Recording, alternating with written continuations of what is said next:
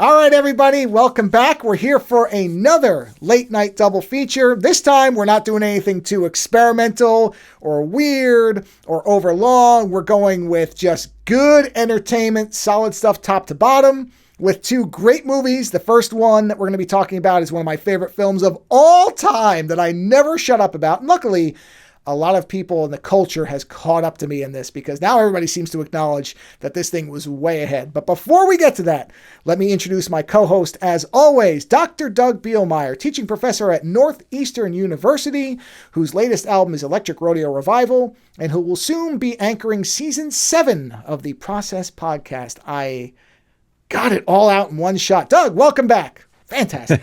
Amazing job on the intro. Always a consummate professional. It's great to be back, and it's great to be talking about this movie. This is a childhood movie for you, isn't it? Like the first time you saw it was a child? I had seen this movie. I had a VHS copy of this thing that was so worn out. Right. I mean, it was. Yeah. I remember seeing this movie. I don't remember how I first saw it because it wasn't a rental store. I think it was on. When I was younger, and I don't know if this was your experience, I think we've talked about this before. There were 4 main movie channels that I remember. And there was kind of the higher tier, and then there was the lower tier. And the higher tier ones in general were HBO and Showtime. And then the lower tier was Cinemax, aka Skinemax, and the movie channel. After 10 o'clock. After 10 o'clock, yeah. Red Shoe Diaries, stuff where there's lots of softcore porn going on. I remember Cinemax being about 10 o'clock or so. A lot of simulations happening. Really, really advanced stuff, if you want to go that route, where I was learning a lot about how certain films were made and how they were different than other films that I went to see in movie theaters. So I assume this was running on one of those second tier channels. And Absolutely. That's where I think, I think the first 2 or 3 times I remember seeing it, it was midway through, because it definitely wasn't from the beginning. It was kind of at the point where the Electroids were already running around. Oh, I should mention, what we're talking about, the movie, is 1984's, I'm going to give you the full title, The Adventures of Buckaroo Banzai Across the Eighth Dimension. Because most times it gets shortened down to just Buckaroo Banzai, but no, that is the full title, which is awesome by itself. But I remember seeing this kind of midway through and then to the end. And then at some point, I managed to catch it from the beginning. And I don't think when I was younger, I really appreciated how much there is in this. But I liked the fact that it was weird and funny. There was something strange about it that just didn't fit with most of what I was watching and most of what I was seeing. And so I was a fan of it before I became a real fan of it. And then later I would come back to it every time. And this time too, every time I come back, there's just something else I find about it that I like even better. What was your experience as far as seeing this? When did you first see it? Did you see it identical fully? I feel like we've had similar childhoods. So exactly identical. I think it was on HBO. I think we couldn't afford all the channels, so we could afford one. So that was HBO. And I remember seeing, I feel like my bedtime was 8 o'clock. So this movie would have been in that 6 to 8 o'clock time window where it wasn't quite prime time, 8 o'clock, like the big blockbuster that, parents would stay up to see. But, I would catch, like you said, the last 30 minutes of it and be like, what is that? That's crazy. And then I think I probably actually saw it the whole way through, probably later. This came out in 84. I probably didn't see it till the early 90s when it was, on at 2 a.m. on HBO or something like that. So, but yeah, that was my main experience too, is I remember as a kid just being like, this is really weird and I didn't understand a lot of it.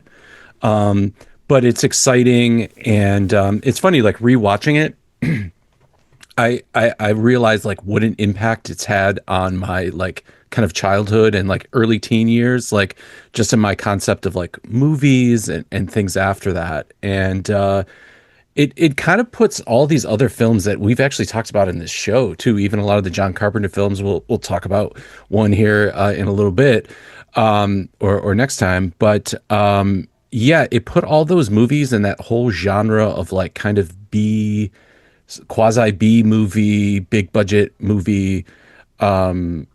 Like you said, it's funny, but at the same time, it's very serious and then also just stupid Like just stupid. And then also like really satirical and kind of referential and like kind of subversive at the same time. And I'm just like, man, like I guess my parents were just like, oh, it's people running around with laser guns or something like that. Like, sure, like that's okay, for the kids to watch.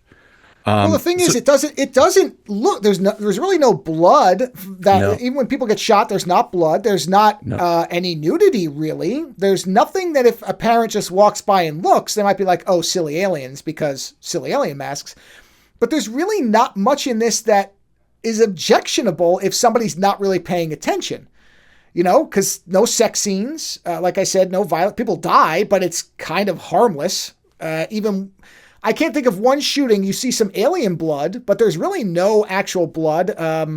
When Rawhide dies, he just dies. Like there's no big scene. So it is a movie that if the parents just kind of floating through the room and looking, they'd be like, okay, there's nothing really wrong here. Oh, some guns, but G.I. Joe's got more violence than this does in terms of the guns department.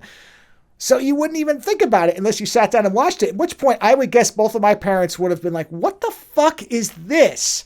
And probably would have turned it off, Yeah. but would have said, what are you watching? And not understood it because it's such a specific type of movie that I think you have to be on its wavelength to get it. And I think that's why it took so long for people to kind of rediscover it. In 84, this would have gotten buried. I mean, this is just a Titanic year movie-wise. So you understand why it got annihilated. This is too strange a movie to survive in that climate.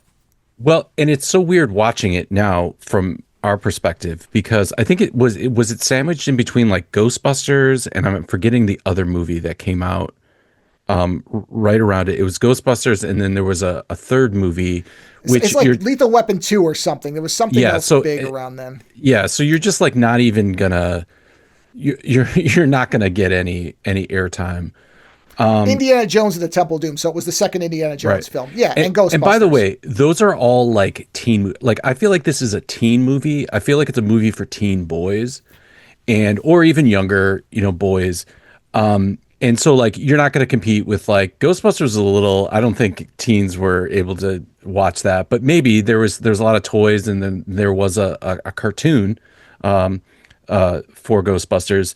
And obviously Indiana Jones, I mean, that's like the most seminal movie in like my childhood. I've watched like Raiders of the Lost Ark and all those movies like 8 million times, probably more than anything else. So yeah, it was gonna be too weird to kind of compete with them. But the thing rewatching it now that really struck me, and I'd be interested on your take on this, it felt like sometimes the set was gonna fall over. Like it was so low budget. So low budget. I'm like, that backdrop, that part's going to fall over if that person bumps it at all. And then other times there were these really great practical effects that were happening that I'm like, wow, somebody took a long time to make sure, that the lens was in the right place and they got like a little bit of lens flare. And it almost felt like sort of, kind of higher level, sort of sci-fi, like we're really trying to sell this effect as something like realistic. And it was just so interesting how I'm not going to say uneven because it wasn't uneven like we've talked about maybe with like, Star Trek 3 or something like that. It wasn't uneven as it was just like kind of all over the place production wise. Well, I think of production wise, it is very uneven, and I've seen a lot of stuff. I've heard Weller talk about it. I've heard some of the commentaries on it, and the most obvious way to see it is pay attention to the Lectroid masks. They are alternately very good and very bad, and it's because there were budgetary problems. There was production problems all over the place because what's interesting about the movie, but the actual movie's tone is rock solid. Like everybody is operating the same way. The movie's feeling is always consistent, but the effects and everything else can be very, very hit or miss. Yeah, there's wobbling of a lot of things, and you'll see where the flimsy stuff is and where it isn't. But the jet car, they built that car. That was a functioning jet truck. So obviously they did put money into some things, But then others, like the gloves of the Electroids, look very, very fake almost all the time. Again, they're the actual masks. But then there's a little bit of camp. So you're almost wondering too, are they like trying to kind of make it B movie, like 50s, 60s sci-fi B movie sometimes. So sometimes they're trying to create that camp. And then other times they're just really trying to sell the effect as, something realistic. It's a very strange, like almost everybody in this movie had to be talked into it. And what they almost all say is, once you met with the writer and he got into it, you were sold. Reading the script, almost everybody who was a major name was going to pass. Weller had said, I had no interest in this. And they were like, no, just meet with the guy. And he's like, and then he just talked to me for 20 minutes. And by that 20 minutes, I was interested. And so I did it. He's actually very supportive of this movie, which I love. Weller is all on board with like, yeah, this movie is far better than people thought it was. It had more going on. But the interesting part is it does feel like almost like a Quatermass in the Pit type of 50s older style science fiction thing bolted onto, let's just dial in as much 80s-ness as possible into this and then make it in a comic book universe, because this movie was presented and there is still an attempt to make it seem real. When the movie starts, all these characters are known. They are globally known. This is not a movie that's an origin story. You get a bit of an origin crawl in the beginning because I think they had to establish something or people would have been completely lost. Like, what is going on? Yep. I mean, yeah, there's a whole prologue in the extended cut that actually shows Buckaroo's parents dying. That was setting up the villain for the World Crime League, which never happened. So I and watched wasn't the extended version. Wasn't Jamie Lee Curtis like the Yes, mother in she that? was the mother. So like you cut all that out. Like how much did you have to pay her to show up on set, and then you just cut all that out in the final? It's interesting. If the sequel had been made, it would have been worth having it. Without it, it doesn't really make any sense. But it is interesting to set up this idea of his background where you see, okay, his father attempted to do a jet car run and it was sabotaged by Hanoi Shan, and that was the setup for the next movie. So as an archival thing, it's really interesting to watch it. And Clancy Brown is narrating it. So it's neat. If you get the chance, watch it. But it's useless with the movie on its own. It doesn't add anything. So it's better to not watch it if you don't care. If you're interested, you can watch the extended scene. But yeah, you get this crawl that explains that he is a doctor, physicist, and rock star all in one with his own comic book line. And everybody knows him in the Hong Kong Cavaliers, one of the best band names ever made for a movie. Right. But not one of the best bands I've ever heard. That's for sure. No, the only real musical sequence we get is a jumbled mess, and it's not particularly. I mean, I like the song, but you don't really. It's not the best performance.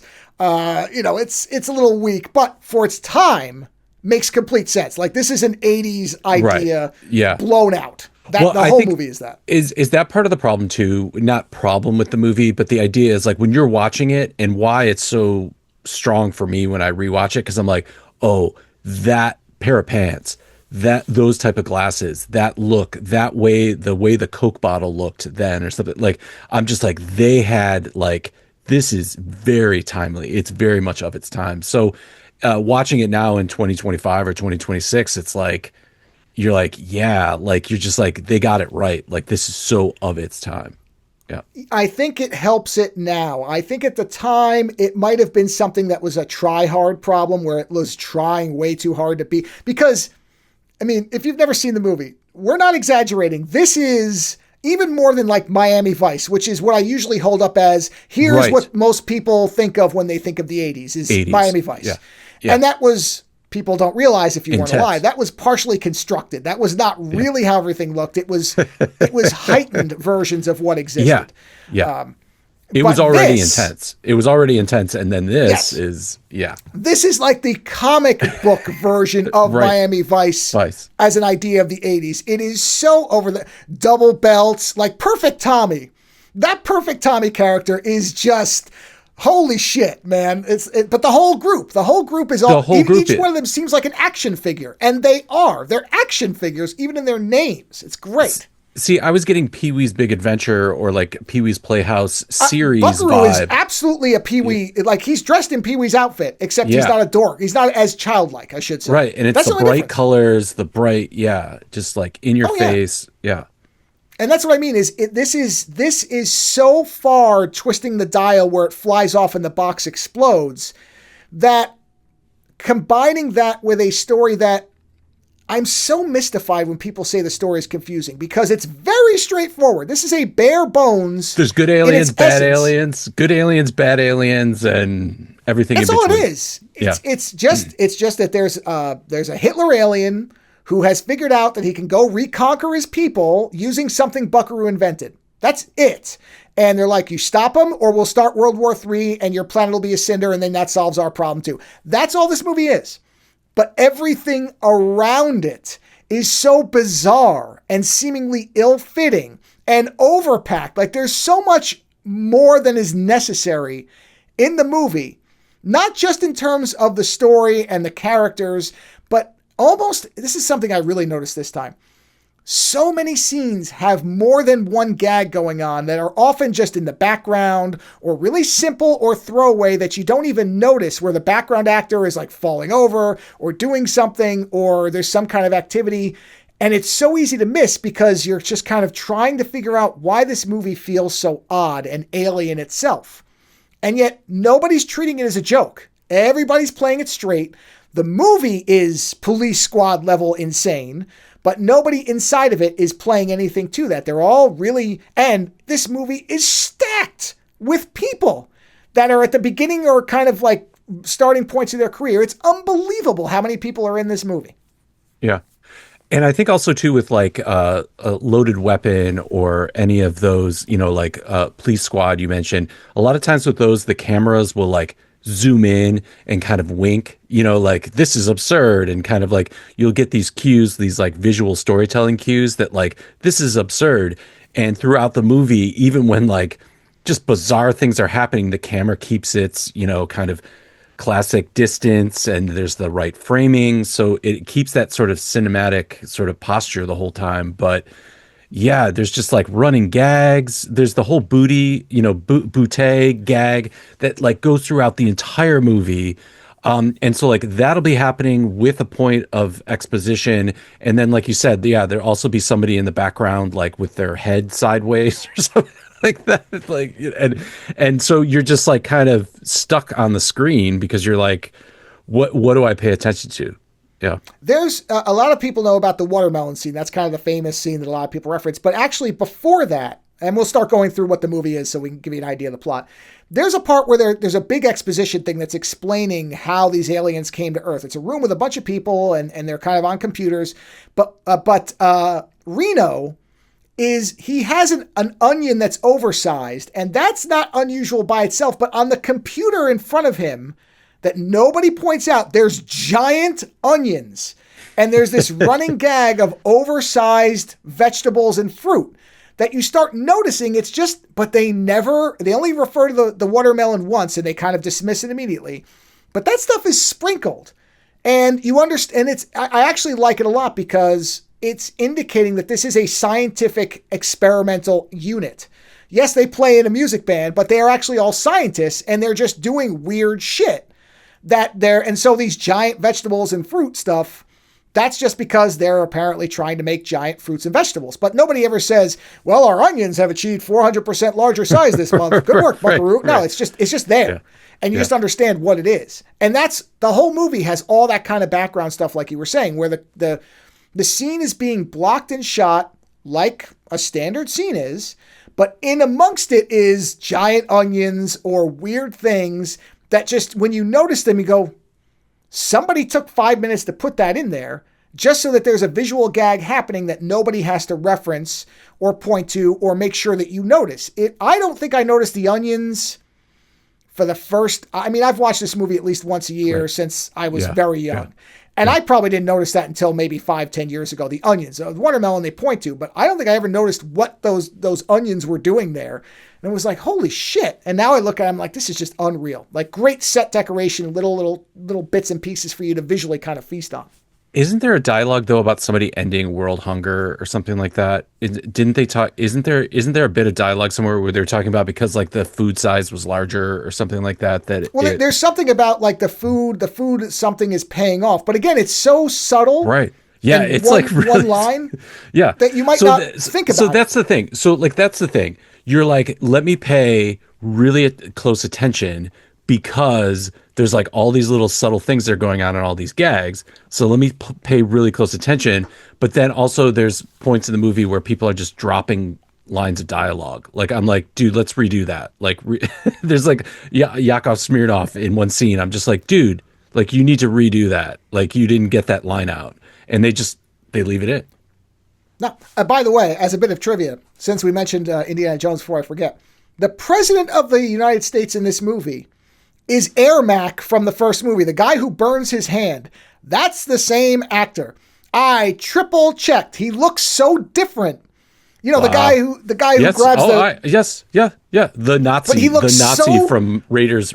You're saying Raiders of the Lost Ark? Raiders, the first, Raiders. Sorry, Raiders. Yeah, The first Raiders movie. The guy who burns the one side of the Nazi. He has the coat hanger. He has the coat hanger. Coat hanger. But what the hell is the name of the top of this, the thing? The Sankara. The Sankara stone is the second one. Yeah, the headpiece of whatever. The headpiece of Ra. Staff of Ra or something. The Staff of Ra, and then the headpiece had a name, but whatever it was. Yeah. So that's the same guy. Yeah. But in this, he looks like such an ordinary person. By the way, President of the United States in this country has massive back problems in his intraction. Never explained. It's just is. He's just on this machine because his back is killing him.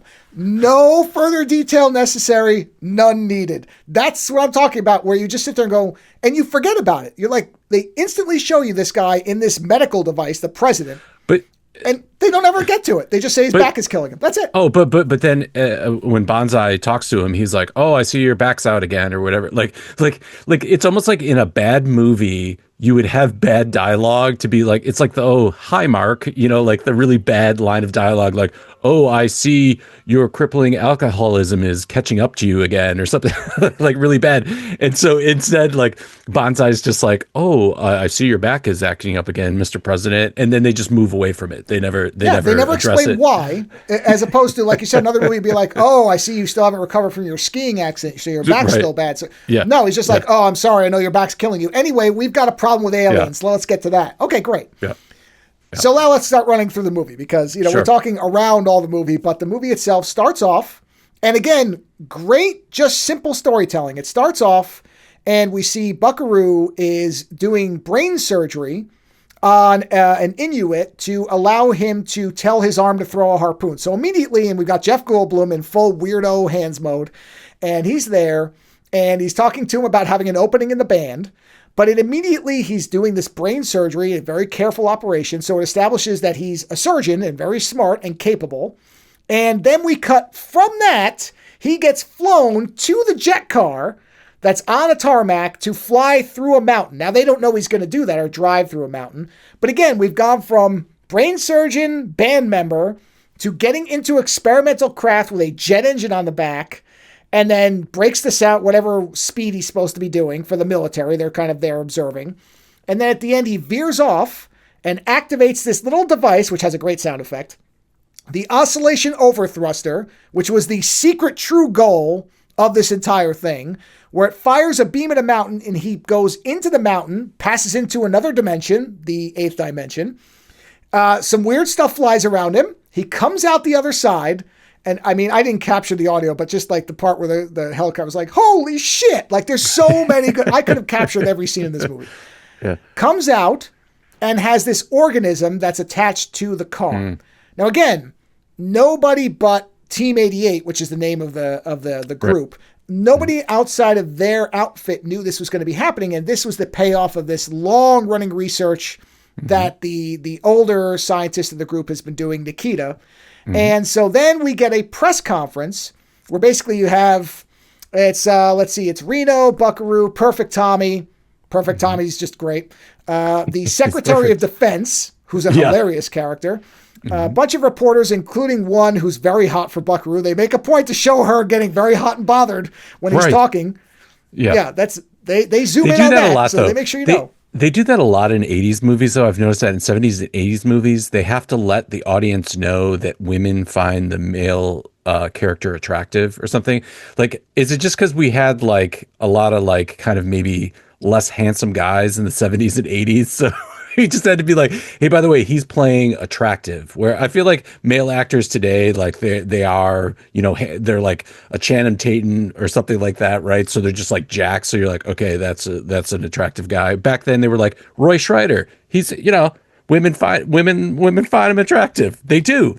See, I have a pet theory on this, which I don't know if there's any accuracy to this or not. But this is just me thinking as a writer writing something like this. Right. Yeah. I'm sitting here going, at this point in time, you've got a movie where Perfect Tommy is basically the Billy Idol sex symbol, right? Yeah. And nerds at this time are not exactly seen as sexy. So that's right. Peter Weller, fine-looking man, but certainly not what you would call like a, I don't know, Tom Hiddleston type in terms of sex symbol power, or Michael Fassbender. Obviously, I'm giving some things away here, but that's what I'm getting in secretly. But not one of these individuals. He's got these big red Sally Jesse Raphael glasses on, a bow tie. He's a surgeon. He just flew through a mountain, scientific thing. So I think this is the writer going, nerds are sexy, everybody, and I'm going to show you why. And you get this moment where the woman's like, ooh, when he's talking. Yeah. I feel like the writer's kind of trying to inject himself a little bit and be like, great writers are known for being sexy. And it's like, no, they're not, but that's okay. Oh, yeah, like they're trying to be like, Well, no, I feel like a lot of the leading men, though, too, of like the 70s and 80s, like even Gene Hackman, like he was like bald and like he was often playing roles where he's like the romantic lead or something. But by the way, like my whole like vibe of this movie was it actually written by an 8-year-old? Or like it wasn't, because it's so subversive and there's so many like great things going on, but it feels like the writer, what is it? Is it Rausch? Earl Rausch is the writer. What's his actual name? Richter is the director. And he wrote, it's like Richter M. Rausch or something like that. Well, no, there's Earl Rausch. Earl Mock Rausch, that's it. And W.D. Richter is the goddamn director who then wrote Big Trouble in Little China. So that's why there's this weird like, relationship. Can see it. You can see the connections. Once you see this movie, you're kind of like, oh, okay, got it. Yeah. So, which is why I think they're a good pairing. But I always had this perspective that they were like, they're adult men writing this, but they were like, what would our 8-year-old self want? And not like they were trying to make a kid's movie or write to a kid, but I feel like even like we were talking about, there's like no sex in it and there's not a lot of violence. So my whole vibe of the movie is like, let's do this from the perspective of an 8-year-old in the 1980s. But obviously there's, so many other deeper kind of subversive things in it, but that would be totally the way to be like, wow, he's cool. He plays in a rock band. He's like a scientist. He's like, he drives really cool cars. And then also the ladies love him, and like, it just feels really like, childish, but fun. But from what I have kind of gathered, I've never seen an interview with the actual writer, but I've seen things where people talk about him. And he sounds a lot like, if you know anything about Dan Aykroyd and how into his stuff he is, and how his original script for Ghostbusters, I think they said could have cracked a cement block. It was so huge. And they were like, we can't possibly film this.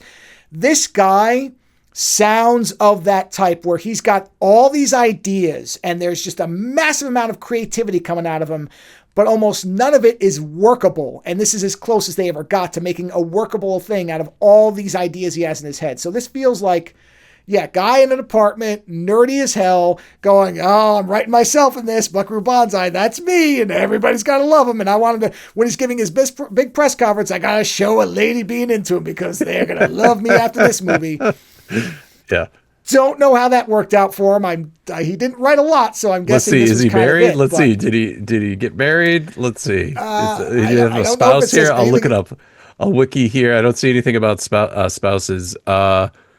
He went to Dartmouth College. He lives in New Britain. Oh no, he was born in New Britain, Connecticut. So he was born in New Britain. That was close to where we went to school. Really close. Back in the day. Yeah. So that's what this feels. So I agree with you. And I wonder if this was a story that he's been developing over years and years and years. So because you're right, there are these weird, and it works. It could so easily have not worked, but there's this kind of, there are moments in this that are so teenage boy coded. Yeah. It's just insane. Because it's like the clubhouse. There's like a clubhouse where the guys hang out. Like they call it a clubhouse. And they all have code names and like outfits and shit. Like this is action figure territory. Right. But it's played very seriously, and the concepts they're messing with are really interesting. Like the idea of, okay, what if you went into another dimension inside of physical objects? Like that's what happens. But you're right. Then you just look at it and it's like, okay, he's got his own comic book and everybody knows it.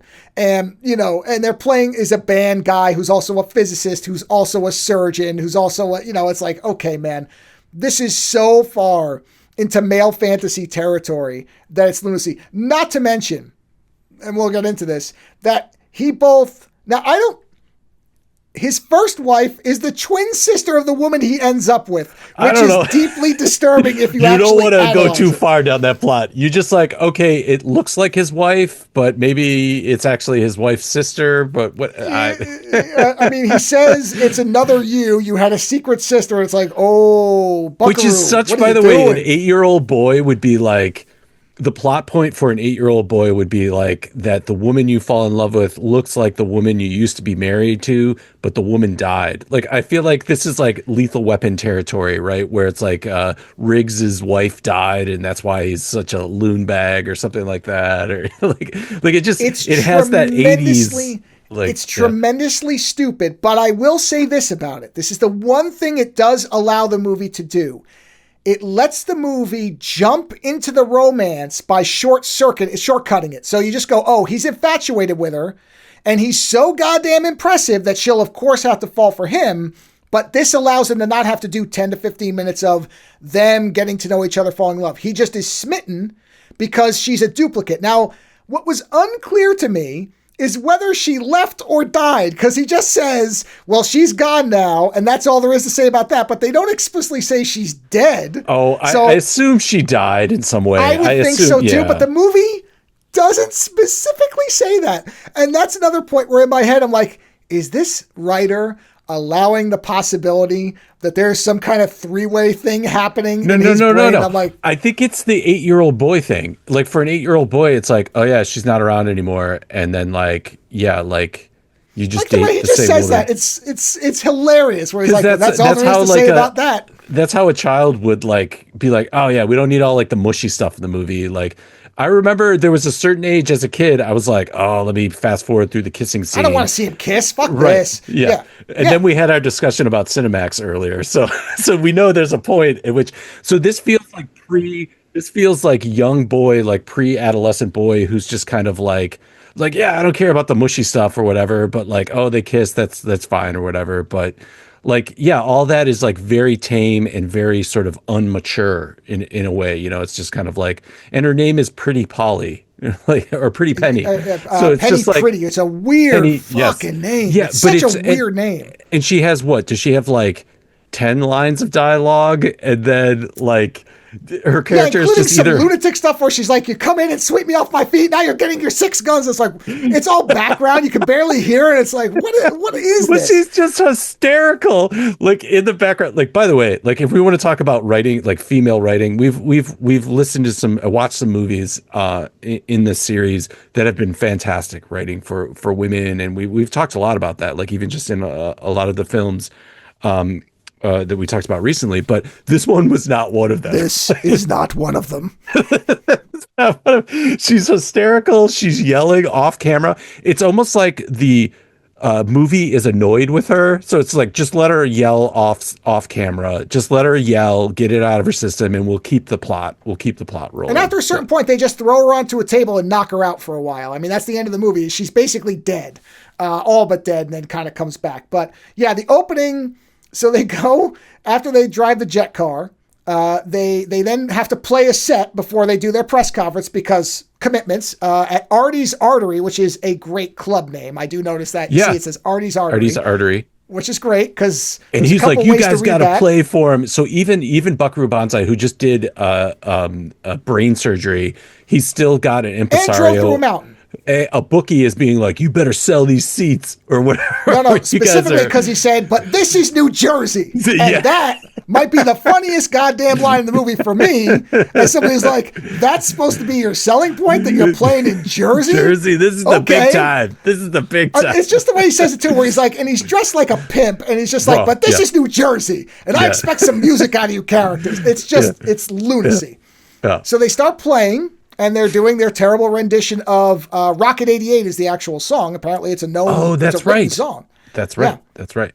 This is not the ideal version of it. I'll just let you know that. Even though I like the use of double saxes on one guy, which is just another thing. And no one's playing the instruments. Like if you dig into the orchestration, you're like, I think there's only maybe 4 instruments in this song, and there's about 8 guys up on stage. So. Not to mention, even me knowing nothing about playing a guitar, I can tell nobody's playing that guitar.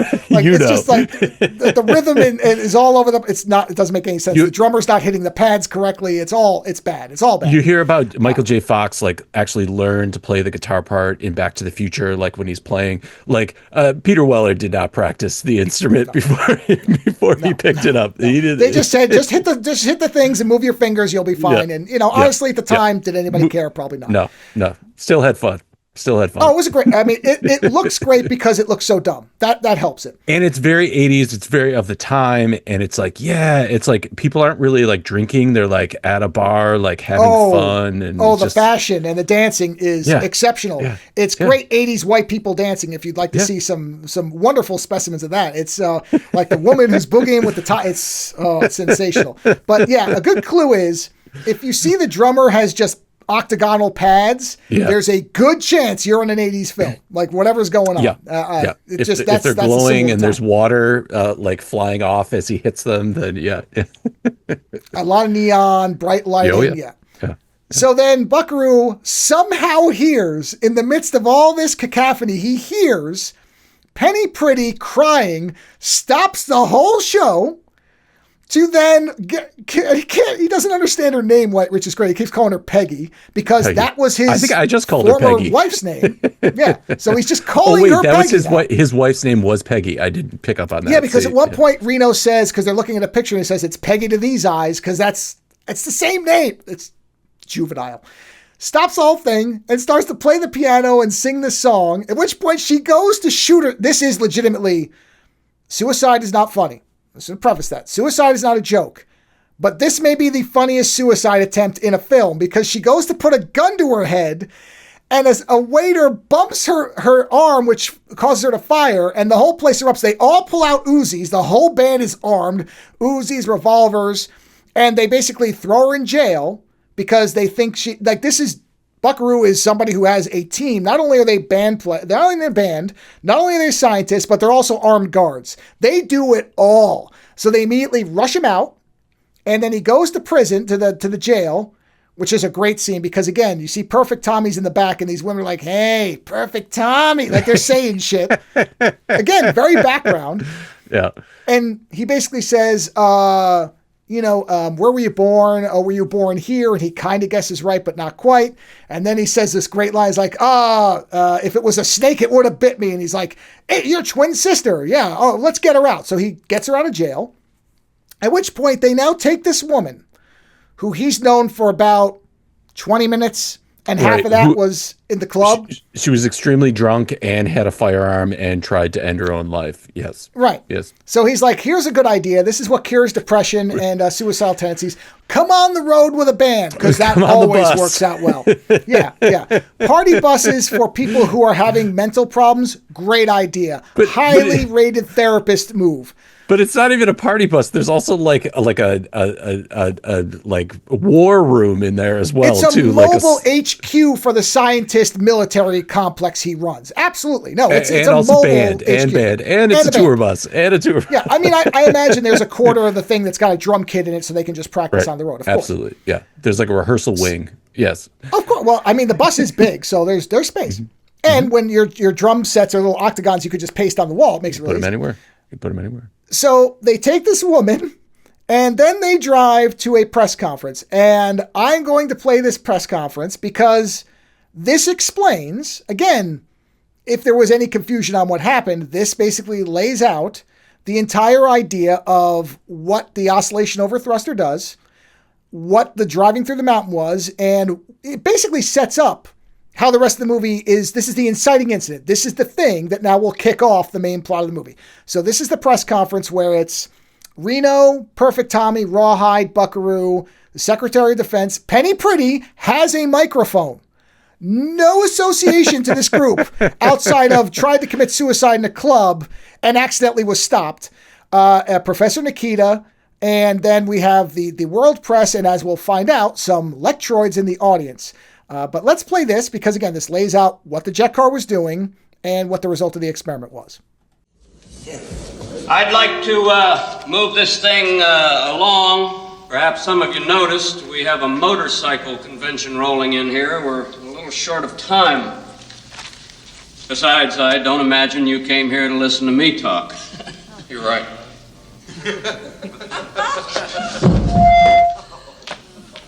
Without further ado, I'd like to introduce a young man who yesterday took our notions of reality and turned them inside out. Dr. Buckaroo Banzai. Perhaps you can explain yourself.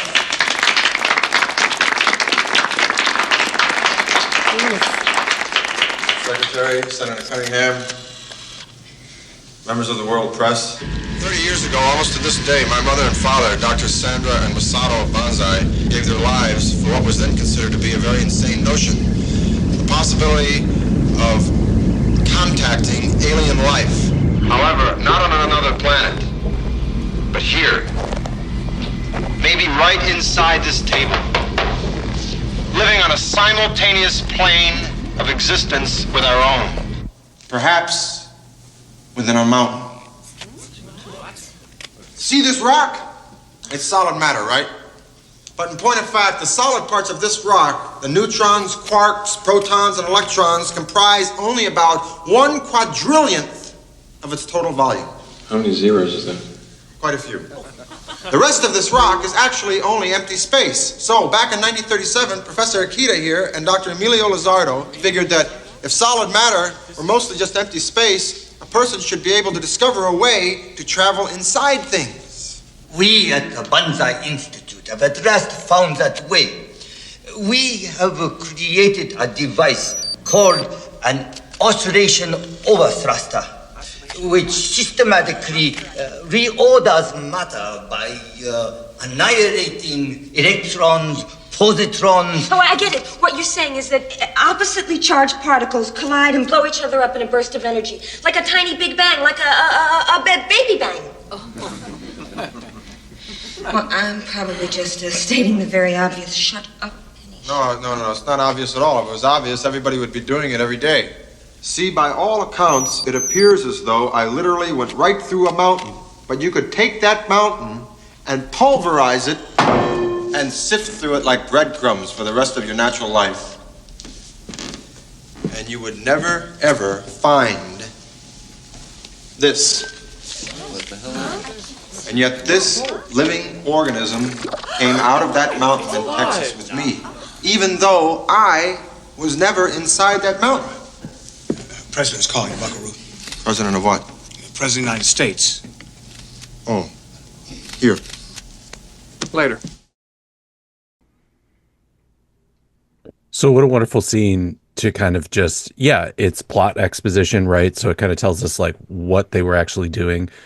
You and I have seen this movie so many times that we like understand what's happening. But if I try to go back into my 10-year-old brain, like trying to figure out what was going on, this was like pretty helpful to explain that. I remember vividly from my childhood the fact that Penny actually knew more than she did. And I thought that was going to be, like rewatching it, because I haven't seen it in years. I was like, oh, do they work this whole thing in here that she's actually a scientist too or something like that? And I'm like, no, she just gets hysterical later. But even that, like that was the most interesting writing that they do for Penny, really, is that like, oh, maybe she's actually really brilliant too or whatever. And it's like, oh, no, she's just crazy. Great scene. I think it kind of also sets up too that there's like government involvement in this as well, so that you can kind of, it foreshadows that there's going to be some kind of conflict between the more altruistic, Banzai group, sort of efforts to expand research and end world hunger, and then there's the government that wants to profit off of it. So yeah, great scene to kind of sum that all up. And then it ends with the little thing, president's on the phone, president of what? President of the United States. Like, again, a gag, like this just real short, simple gag where it ends it with a joke. But you're right. The interesting thing is I feel like they gave Penny that so that they could be like, okay, we acknowledge that women have brains. Now we're never going to reference it again. Because you're right.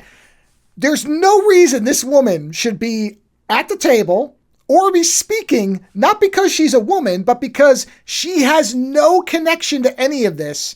And at no point in the rest of the film is there even the slightest indication that she is scientifically oriented. Now, for all I know, she's a genius. Again, this has nothing to do with the gender, but you feel like that's a byproduct of the time. But it's like they put this in there just because, well, I think really what they're setting up is where, he says, she says, what about your thruster? He says, hold on to it. And she's like, anytime. Like they're setting up that oh yeah, she's got a scientific mind too. So these two, they should be fucking. You just understand that. We're never going to see it. But these two are getting together because they're so compatible. So compatible. And that's all it really does. Or is it more of like Buckaroo sees the things that we don't? So everybody else in the crew is kind of like, who is this lady? Like even, just like other members are like, should we, they're kind of like you, should we really have this woman around? And he's like, no, there's something else to her. And so, yeah, there is. Maybe she understands how electrons work and, baby bangs and things like that. But, yeah, it's bizarre. But talking about running gags too, in that scene, like to me, I laughed out loud when I watched this scene. And, the announcer is basically, or the government official is basically talking about like, oh, well, we've got to cut this short because there's a motorcycle convention rolling in or something like that. And it's like, what? Like I've never been at a convention before. They were like, hey, guys, sorry, we got to cut this paper presentation short because there's a motorcycle convention rolling through town. This is the equivalent of saying that, okay, we've discovered cold fusion, which will revolutionize the world energy production and solve lots of problems. But Carrot Top is going to be performing in 20 minutes. So can we get this moving along? It is ludicrous. It is exactly what we've been talking about, where it's that, because you're right. That scene lays out everything that's happening and what's going on and what we've seen very clearly, very, I think, effectively. And then there's the thing about, as you see, we have a motorcycle convention rolling in. You're just sitting there going, why is this press conference being held at the Ramada on a weekend where, there's going to be like a mariachi band competition? Did you not have a better venue, like maybe the White House or the Pentagon or something? Yeah. No, we'll do it here. It's so, and I think that's a budgetary thing. I feel like this was like they had to write around the fact that they couldn't shoot anywhere, but literally like a hall somewhere they could rent. It's weird. It's bizarre. Do you think in the original script, the writer was like, it needs to be on the White House lawn? And then they're like, well, there's, we can get the Ramada room down, off the set or something like that. We can get this room. Well, because again, maybe this was written this way, which actually I'd have more respect for, but it feels like the original version of this it's at like the White House lawn. The kidnapping happens, but instead of a motorcycle, he's driving like a tricked out supercar of some kind, because it feels like that's, but instead it's here and it's a motorcycle because they had to kind of swap things out. It doesn't matter. I think actually the weird nature of it adds to the movie. This is one of those times where I think if it had been highly refined and done in the proper movie style, it probably wouldn't be as memorable. It would actually be more forgettable. It's the juxtaposition of absurd and deadly serious that makes the movie work. And so I hope it was written that way. I don't know. It doesn't really matter. I think there was some intention to it, because I think it goes into that kind of dark humor category. Like you said, it's like the equivalent of Cold Fusion, and they're doing it at the Ramada, like in the banquet hall. Somebody's getting married later that day in the banquet hall, so we gotta move this along. So I mentioned that we have Lectroids in the audience. Now, the 3 Lectroids are played by actors that you will know. One, I believe the name is Dan Hayata, who's been in a million things. He was the lawyer in the Addams Family. He was the bad guy in Commando, the general, the deposed general of whatever country that was. The guy next to him, I don't know his name, but he's weird looking guy who's been in a lot of stuff. Well, what else? What other movie? He was a magician in Lord of Illusions. A Lord of Illusions, and I believe wasn't he the haunted subway phantom in Ghost? If I remember that correctly, I think he was, which is so strange because I don't remember anything about that movie but that. Gotta know your Swayze movies, that's for sure. You got, yes, indeed. Yeah. And boy, is that a Swayze movie. When you saw a Patrick Swayze movie, they didn't need to write in the script that, oh, by the way, Swayze is playing attractive. Like And then the other one, the one who actually performs the kidnapping, is none other than Christopher Lloyd from good old Star Trek 3, doing a much more reasonable accent in this film than his Jersey Klingon, but with a stocking, a transparent stocking over his face, not over his head, so you can see his very distinctive hair and glasses and eyes, but over his nose, but you can see right through it. This is not a disguise. You know, that was such childhood nostalgia for me because I was like, oh yeah, remember in movies in the 80s and 90s when people would rob a liquor store or like a convenience store, they would put a stocking over their head and that was somehow supposed to like prevent Racing you Arizona. From...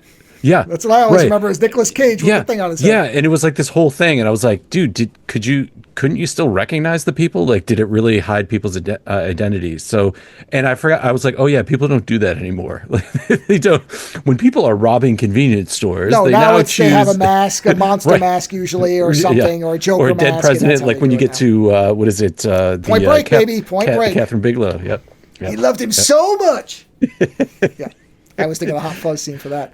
Yeah. But yes, so they're, the professor is kidnapped, put into a van, and so Buckaroo is right before this. He's on the phone, but he's not on the phone with the president. He's on the phone with the black Lectroids. So there's red Lectroids and black Lectroids.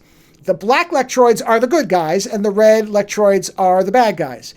And so and they the black zap Lectroids are definitely Jamaican, by the way. Like they're just straight up Jamaican.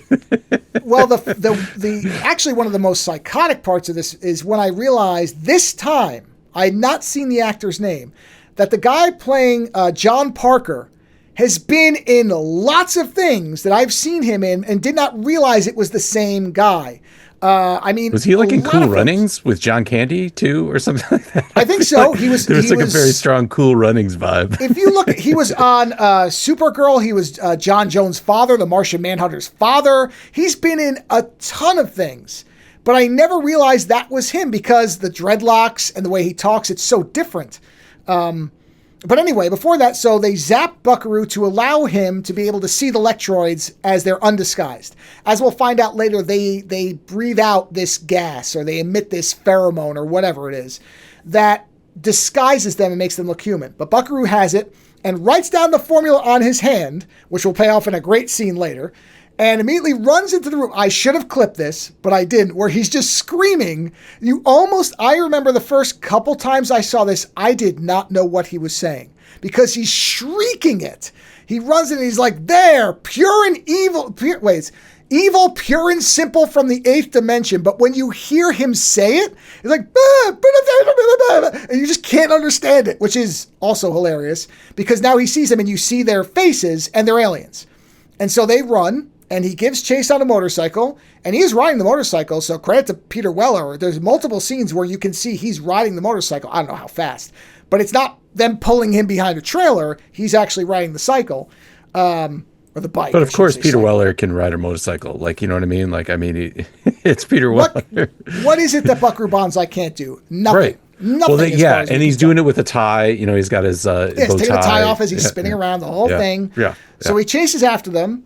And a couple of hunters happen to see the pod that the good Lectroids have sent down to the planet. Right. And the good Lectroids are the black Lectroids, and the bad Lectroids are the red ones. Yes. Yes, exactly. So the good Lectroids send down this thermal pod that a couple of bumbling hunters manage to shoot down. So clearly armor is not the specialty of the Lectroid race. They don't know how to construct ships that can take a shot, because if a shotgun at what looks like 1,000 feet can damage your ship that severely, you have serious aviation problems. But they managed to bring it down. These two idiots out in the woods managed to shoot this thing down. and think it's one of them. I think says it's a dinosaur or something. I don't remember. That's right. They were very well educated. They were. Yeah. Those are probably the worst written characters of the whole movie, to be honest. That is it is funny, but it's so stupid. I mean, it is right on the line of being like whip you out of the movie stupid, but it's right there. Works perfectly fine, but dumb. But see, that's my whole thing about that scene. Like when I was talking about like kind of I don't like to use the word unevenness, but like the kind of difference in production. So you have sort of the, pre-CGI, you have sort of the spaceship flying and it gets shot down. Yeah, compositing. And then you actually have the like pod. And the pod is really great. It has like some, really wonderful sort of practical effects around it.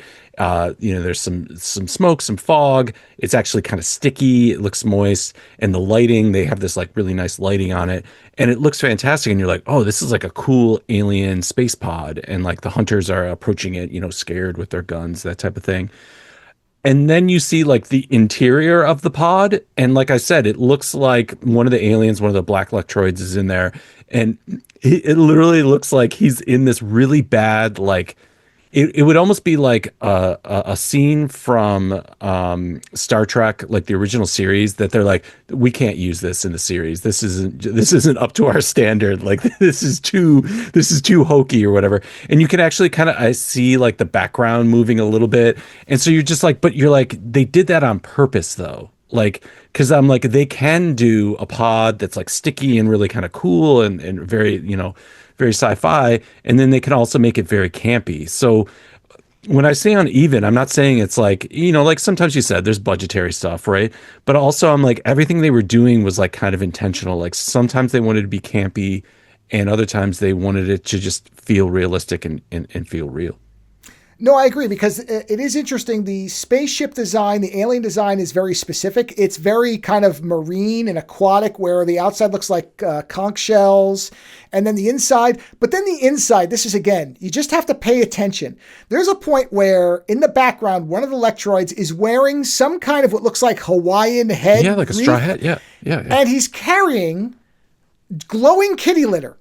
That's is it kitty litter? I thought it was glowing lasagna or something like that, like a casserole. No, because it looks to me like a pebble, like it looks like a cat box. It looks like he's carrying a radioactive cat box.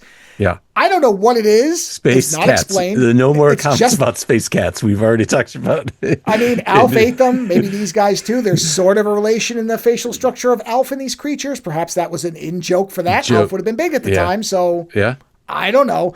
But the inside, it's all over the place. But it does feel like the outside it's like a lobster. The outside is very crusty and hard. Then the inside is kind of gooey and organic and mushy. I think the guy, when he incinerates the pod, is sitting in a bathtub full of Jell-O or something. It's a bathtub of some kind of liquid. I think later it's explained that it's to isolate, it's for isolation or something. This happens way at the end of the movie. There's like a weird substance. And I was like, oh, that's a tie-in from her. I guess he was in the, insulation tub of Jell-O. Great.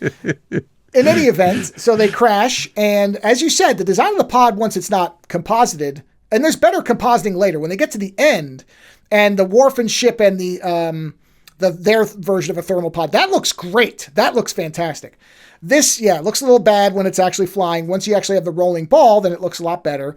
It becomes night by the time they get to it, which I actually think is a well-done transition, where normally going day to night, you sit there and go, well, how much time passed? But when the hunters shoot it, you see it goes way over the mountain from where they are. So it would have taken them quite a while to get there. So by the time they get there and they find it, the red electroids show up. Buckaroo has shown up.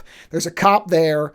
And one of the aliens had come out, fallen, killed himself by hitting his head, changed back. So in death, apparently they no longer fool the senses somehow. I don't know why. That's fine. Well, because they're not releasing the pheromone anymore, I guess, or something. I guess it's an active thing where they constantly have to be doing it. Sure. Again, it doesn't matter. Don't go thinking too hard. Don't think about it too hard. Just enjoy what it is. Yeah, have a good time. In that commotion, the guys from Yo-Yo Propulsion Systems, one of the great, I actually have a magnet that they made that you could buy that says, "Hello, my name is John," which we'll get to that in a minute. But so the Yo-Yo guys, which is Christopher Lloyd, Dan Hayata, and Weird Guy from Ghost, they show up and they're playing it off like the alien that came out was an android to get the cop to kind of shut up. And in the meantime, one other alien has secretly kind of stealthily escaped with a big pink box and gets away. And so the alien inside incinerates the thermal pod so that the the red Lectroids can't get to it. And, Christopher Lloyd does this stiff arm punching thing. They all do this really weird stiff arm punch, knock all the people out. And Buckaroo sees what's going on and is picked up in a helicopter after meeting up with the professor and licking his hand and sticking the formula to solve it on his head, which is a great, what is this? Well, it's your hand, Buckaroo. No, the formula. Like, it's just stupid humor, but it works. So they get rescued. In the meantime, John Parker goes to Buckaroo's compound, and the guy at the front door, Pinky Carruthers, Blue Blaze Irregular, Pinky Carruthers, again, the names are just magnificent, because we find out, through kind of a very organic way, there's a whole sub-network of people that Buckaroo can call in, the rug suckers, all these weird names, or just regular people who probably filled out a card in the back of a comic book and said, "I'll be part of the Blue Blazer team." Right. Well, that's the thing. I think it feels like the Teen Beat or Tiger Beat magazine, like that you could sign up to be, like one of those old, like I'm thinking like Gene Autry or like one of these like cowboys, and you could join the Howdy Doody fan club. Like that's kind of what it feels like. So it's like there's all these people, but like some of these people that are in the fan club are also like guarding the grounds and have like Mac 10s or something. Okay, so I should have sent, and I will send this to you. I bought way back the press kit that came out with this movie, and included with it, because again, this was framed as if these people were real. So they sent this thing out about everybody, and what you're talking about, the difference is the people who work on site are the Blue Blazer regulars, and normal people are the Blue Blazer irregulars. So that's the difference, is the people who are allowed classified access or on-grounds access and not. I have that PDF, and I have all the paperwork in a closet, like in a safe, because it's like in a great book, and it's got like schematics of the jet car and all this shit, and I'll send it to you because I digitized the whole thing. I scanned every fucking page of it. Back before you could just, download them. I had a scanner and I went through and got it all. It's great. So the regulars are the people who are there, and that's Pinky Carruthers.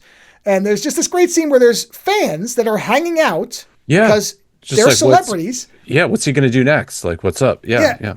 And when John Parker comes up, he's like, "Hey, nice jacket. What's in the big pink?" It's all like background. "What's in the big pink box?"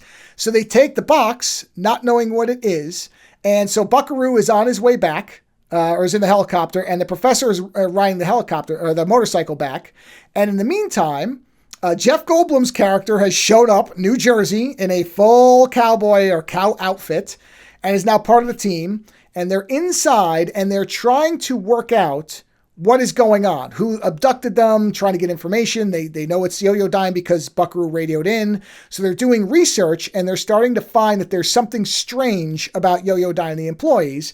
And Jeff Goldblum, in his very articulated way, works out something that's going on, or at least a part of the puzzle. So this is their discussion. And this is the scene, by the way, where you can see the big onions in the background. But obviously, you'll see it if you watch the video. You won't be able to hear it. But pay attention to those big onions. But this is the scene where New Jersey starts to figure out where these Yo-Yo Dime's employees came from and how they actually got to this planet. This is Queer Look. What's that? What do you got? All these people applied for Social Security cards in the same town in New Jersey on the exact same date. New Jersey? 46 Yo-Yo Dime employees, Grover's Mills, New Jersey, 11/1/38. I got some pictures, boys. There's like a practical joke. Check out these names. John Yaya, John Parrott, John Big Booty. Maybe not. John Nolan, John O'Connor. No way, Jose. John Smallberries? It's a joke. Maybe that's what Buckaroo was talking about when he said... No, Reno. There are no ages and no places of birth. Grover's Mill. Grover's Mill, 1938. Why is that so familiar? They all have the same first name. John. Somebody's playing games here. This is statistically impossible. I don't know. Wait a minute. November 1, October, 30 days have September, April, June, November. When short February is done, all the rest have 31, October 31st. Halloween. Oh, don't you get it? Orson Welles. You mean the guy from the old wine commercials?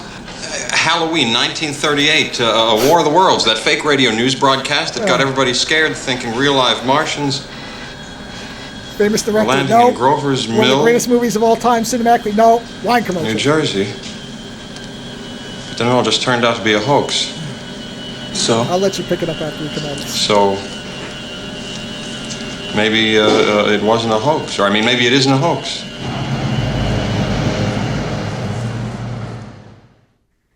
Yeah, we growing up in the 80s and 90s and beyond, we've experienced the Goldblum experience. We've had the Goldblum experience where in a certain movie, Jeff Goldblum will explain the underlining principal theory, whether it's Jurassic Park, whether it's The Fly, which he appears in 2 years after this, talks to us about teleporting and explains it all to us.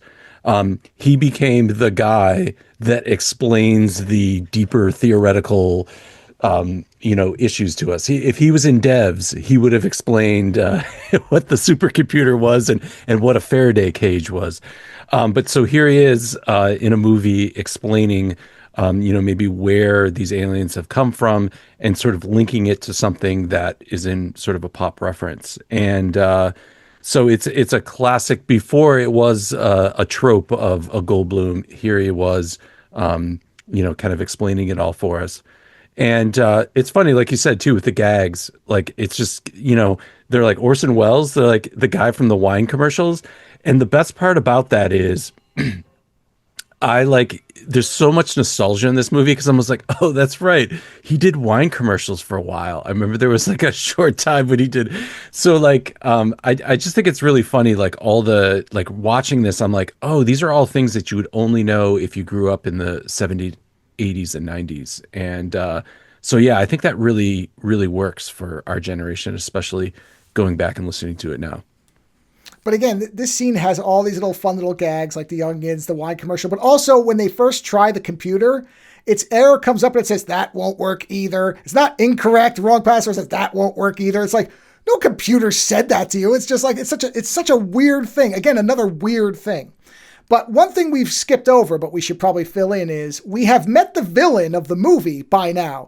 When they do the press conference, we cut to an insane asylum where the orderly is, you would not probably recognize the orderly. It's Michael in this movie. Ehrmantraut. It's Michael Ehrmantraut. Right. I was going to say, if you saw him now, a lot of people would know who he is. But in this, he's in like just a small bit part.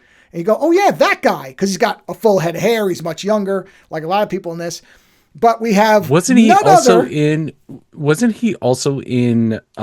like one of the Beverly Hills Cops or something like that too? Like, so he was known, Michael Ehrmantraut, I'm forgetting his the actor's actual name, but from Breaking Bad and then Better Call Saul. Oh yeah, he was in a lot of stuff. He popped up here. He with was hair, with a full head of hair, and so he had That's a time why I in think the most 80s. people wouldn't recognize him, because people know him now in his kind of more aggressive and the modern version. But he was all over the place. But he's much like the guy who burned the hand that's the president. I didn't realize that forever, and I happened to look it up, and I'm like, this is the same guy, but it is. So our villain, Lord John Warfin, played by the spectacular John Lithgow, doing one of the best Italian accents you will ever hear. He has a dialect Italian coach. Accent. It's credited. And yes. There's somebody who apparently he based this on, I believe, an Italian tailor who talked like this. Mm-hmm. And his accent, we'll hear some of it later. It is magnificent. It's just great. And he's playing a complete lunatic. So we get a flashback, which this is the one part where I feel like this is a little confusing if you don't really get it right away, because what we're seeing is a very first attempt at this with the doctor, who at this point is named Dr. Emilio Lizardo. Great name for an Italian, by the way. Great name. And Hikita as a young man. So it's the same professor. But again, if you're not really paying attention, you might miss that.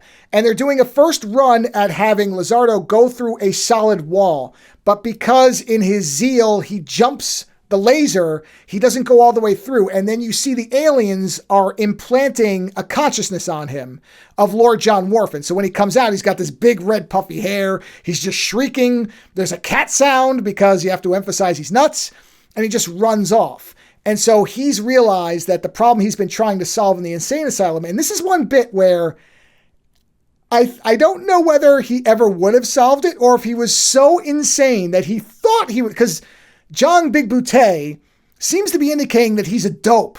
Like Christopher Lloyd's Lectroid does not like John Warfin at all. You get that very clearly. Whereas the other ones all seem to defer to him. So he figures out that Hikita and Banzai have figured out how to make this work. And so now they can return to reconquer the Lectroid Empire wherever on Planet 10. So that then, that's why the kidnapping happens. They're after the overthruster. They want to use it so that they can power Warfin's troop ship to go back and take over. So he's basically like Khan. He's basically Khan going back to take over Earth, more or less. So, but it's interesting the chronology of this though too. This happens in between. This happens very, very close to the beginning of the movie, and it happens before we have that table at the Ramada, the press conference at the Ramada. So it kind of happens even before we know about electroids and stuff like that. So like, or the electroids. So like, it's just kind of, you're like, wait, but like, that's the other Japanese doctor from before. So they knew each other. And then you're like, why is he putting this thing on his tongue and electrocuting himself to have like a flashback? You're like, why couldn't we just had like, or I'm like, why didn't the movie begin this way with the flashback? And then like, it felt like the placement of that scene made it even more confusing. And that's why, you said some people find the plot confusing. Us having seen this many, many times, we get it, but that always just feels like there could have been a better place to put that to kind of make it kind of seamlessly flow. And I still don't understand why he was electrocuting himself to go back in time. And it's revealed once again in a small gag that apparently he's using way too much electricity. So they take a TV away because he's pulling too much voltage or something like that from his jail cell, I guess, or at the asylum. He's in a loony bin. But we do see later he has some kind of homemade overthruster that does not work. So I assume it's because he's been powering that and that device that he's using, which it doesn't make any sense. I don't know what it is, but his physical acting, I'll play the clip without sound, but where he's got wide-eyed, he's crazy, and he takes it off and he just droops. He just goes right back to, it's great. Like, Lithgow's a great actor. And in this role, I can't even imagine who would have done the same performance. It's so far past sensibility. And that's what makes it work, because he's the opposite. Buckaroo, Peter Weller his voice almost never goes up. He almost never seems like he's panicking. He's very controlled, a calm RoboCop type of figure. And then Warfin is pure id and just wiry energy and just insanity. Like every scene, he's chewing everything up around him, and he's great. So that introduced us to him. We know that's why they wanted the professor. They're trying to get back. And so now that Buckaroo has freed the professor shows up, Buckaroo shows up, and they finally have opened this box. And this will now give us the ticking clock of the movie, the kind of, okay, here's what you need to accomplish or it's all over with. And this scene is great too, because again, the video clip will show you. I'm going to play the clip because this is where Buckaroo shows up and there's a point where they say, we had to wait till you got here. It wanted to talk to you. And he says, who? And he's like, they say, come up to the clubhouse. We'll show you. And this is the scene where he is introduced to John Emdahl. So even the women are named, they're all named John for no reason. But this is where he comes in the room. They're wearing, what do you call it? Packing peanut? Yeah, what do you call it? Looks like it looks like not packing peanuts, but the packing material, bubble wrap, like bubble wrap. They're wearing bubble wrap with these little clear things because otherwise you can't see what's going on. And then we get the explanation of what Buckaroo and his team need to do. More in the box, and there's one over there. What's this? It came with a record. It's like a 3D type thing. How am I supposed to know he's from outer space?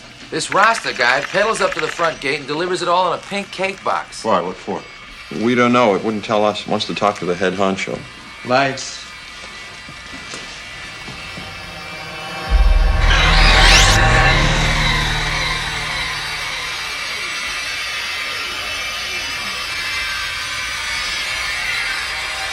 Salutations, great Buckaroo Banzai. I am John M. Dam from Planet 10. A common grave danger confronts both our worlds. After a bloody reign of terror, What is that? the hated leader of our military caste, the self-proclaimed Lord John Wolfen, a bloodthirsty butcher as evil as your Hitler, was overthrown by freedom-loving forces, tried and condemned along with several hundred of his followers to spend eternity in the formless void of the 8th dimension. Did you tell Penny that Buckaroo was looking for her? I looked in her room, she wasn't there. Who's Penny? Well, where is she? Will everybody please shut up so I can hear the rest of this thing? And now you, Buckaroo Banzai, have unintentionally helped John Wolfen with the success of your oscillation over Truster. For our intelligence warns us that he intends to steal your overtruster. If he should attempt this, we will have no choice but to disrupt worldwide electronic communications and fire a particle beam weapon from your airspace to Smolensk in the Union of the Soviet Socialist Republics. That's an action that the Kremlin will most certainly misinterpret as an American first strike. They're already a little trigger happy as it is. Stop, John Wolfen, before sunset. If you fail, we will be forced to help you destroy yourselves. I'll tell you, if it ain't one thing, it's another. Lighten up. End of discussion. Discussion? What discussion? She gotta be kidding, right? Vaporize the whole damn planet? You want to roll those dice, Casper? No, not me, man. No way. Gents, we're going to yo-yo diet. Rawhide, see how Akita-san's coming with that formula. Right. Billy, tell Sam to prep the jet car for city driving. What about a Blue Blaze strike team? No, we keep it intimate. Call the Kolodny brothers, call the Rugsuckers. Where are you going? Get my guns. Right. Yeah. I think the scene after this too, then there's like the hysterical yelling happens, I think, after this as well. But yeah, great scene, kind of sets it up. So if you didn't know what was going on at this point, and I'll be honest, I probably, didn't know what was going on at this point. This kind of put it all into perspective. I'm like, okay, so there's good electroids and bad ones. And okay, they're in this epic battle against each other. And John Wolfen is actually Dr. L. And okay, all right. So I'm like, okay, I'm on track here. The one thing I really like about that scene too is it's like played seriously. It's played straight. They look ridiculous. Also, I feel like in some movies they'll just focus in, like we talked about in Star Trek 3, there's that like great scene when they're talking about maybe Spock coming back to life or something early in the movie, and they just like hyper focus and like the music comes up and they like don't like have anything else going on, so you really pay attention. In this one, like their assistant comes up with like Ritz. It looks like she has like snacks for the boys up in the clubhouse, and like people are constantly like interjecting, and even in that, like that just feels more realistic, more authentic. And this movie is such an ensemble movie where there's not a lot of scenes with just one actor alone really having to carry the scene. It's often about the interaction of all these actors. So I think that's why it was so important, like you said, to get all these like kind of big names. At the time, they might not have been big names, but to get all these actors that could like work in the scenes together and kind of carry the sometimes really ludicrous, plot. But that, like the thing where he's like, "Can you guys shut up so I can hear?" Like stuff like that is sprinkled through there, which is. But great. he was even kind of polite. He was like, "Hey guys, can you please shut up so that I can hear this?" Yeah. But like the effect they're doing on her voice is almost to the point where you can't understand her, but I like it. I like the effect. There's so much going on in this particular scene because, and then you see the record and there's just this little tiny weird looking car that's going around that's just shown that's apparently animating this whole thing. And she says a bloodthirsty butcher on like your Earth's Hitler. So again, there's everything is being delivered right here. So you're getting it all. And then after this point, the movie really just starts to pick up pace and just kind of flies. Like after this point, it's like, okay, now we have, because immediately the Lectroids show up and they break in, Rawhide is killed, Penny is abducted with the overthruster unknowingly. They didn't realize she had it. They thought Hikita had it. She's taken. Like I said, Rawhide, at first you don't know if he's going to die. You think he's paralyzed, but instead he dies. Although, apparently, because in the end credits he's there, since nobody specifically says he dies, there's fan theories that he was actually in a coma and they revived him later. I don't think I wouldn't read that literally into the end credits, everybody. I think he's dead. I think that's the impact of the thing, because everybody's reacting like he just died. So again, we get main character dies, who's been in the whole movie, so getting some stakes. And so they get they get the overthruster, they escape, and it's the one time where you do see Buckaroo start to panic a little, because the one guy says she's got the overthruster, and he's like, "We'll get it back." And the way he says it is like, "Shit, we better get it back really quick because they have till sunset." Well, it's like 3:00. There's not a lot of time left. They got to get over there. So basically, they assemble all these people, they get the team together, and they're going to Yo-Yo Dime with this little device that, I mean, looks like something you and I would have built out of a kid's electronics set with the little like even the noise. I'm like, I've heard that noise, man. That's yes. in like one of those Tiger Telco, like the football old games. You would hear. Right. Yep. Tecmo Ball. So they get the gang together. They all have these scuba things that they breathe. That's right. Because they're breathing in the pheromones, right? So they can see the true Lectroids. Right. Yep. No, which is a great Goldblum again doing a comedic bit where he's trying not to stare at this one guy. And so they go to the Yo-Yo Dime facility. And in the meantime, they've briefed the president on what's going on, so he knows. So the bumbling idiot Department of Defense guy who's only worried about his bomber doesn't really care about the, alien threat to the planet. He's like, oh, wait, they're supposed to give us a bomber. Also goes there for whatever reason. I don't know, because to check on how the plane's doing. So they get there, and they're going to go in, and Worfen calls Buckaroo and says, hey, I've got Penny. I'm going to kill her. So you better show up alone. So he's like, I'm going to go in the jet car. You guys wait. You come in behind me and blow everything away.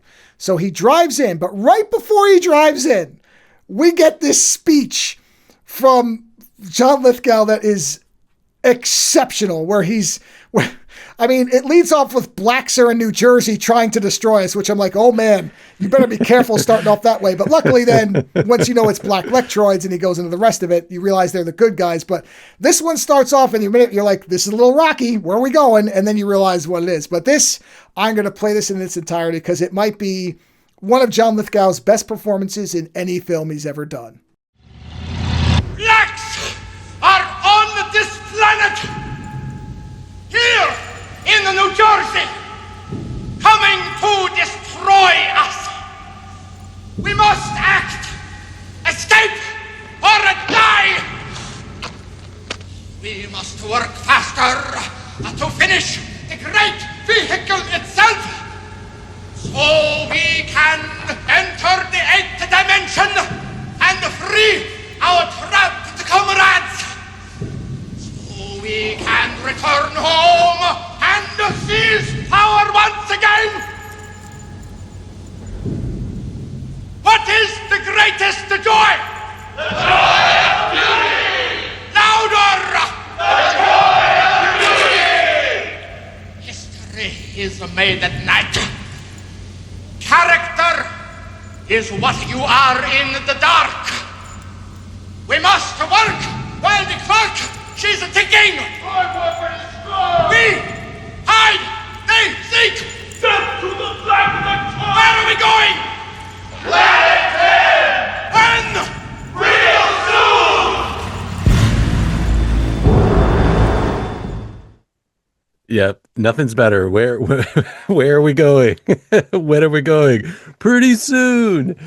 Yeah. And it's funny. You were mentioning too, about the Electroid, played by Christopher Lloyd, and how he doesn't really actually like,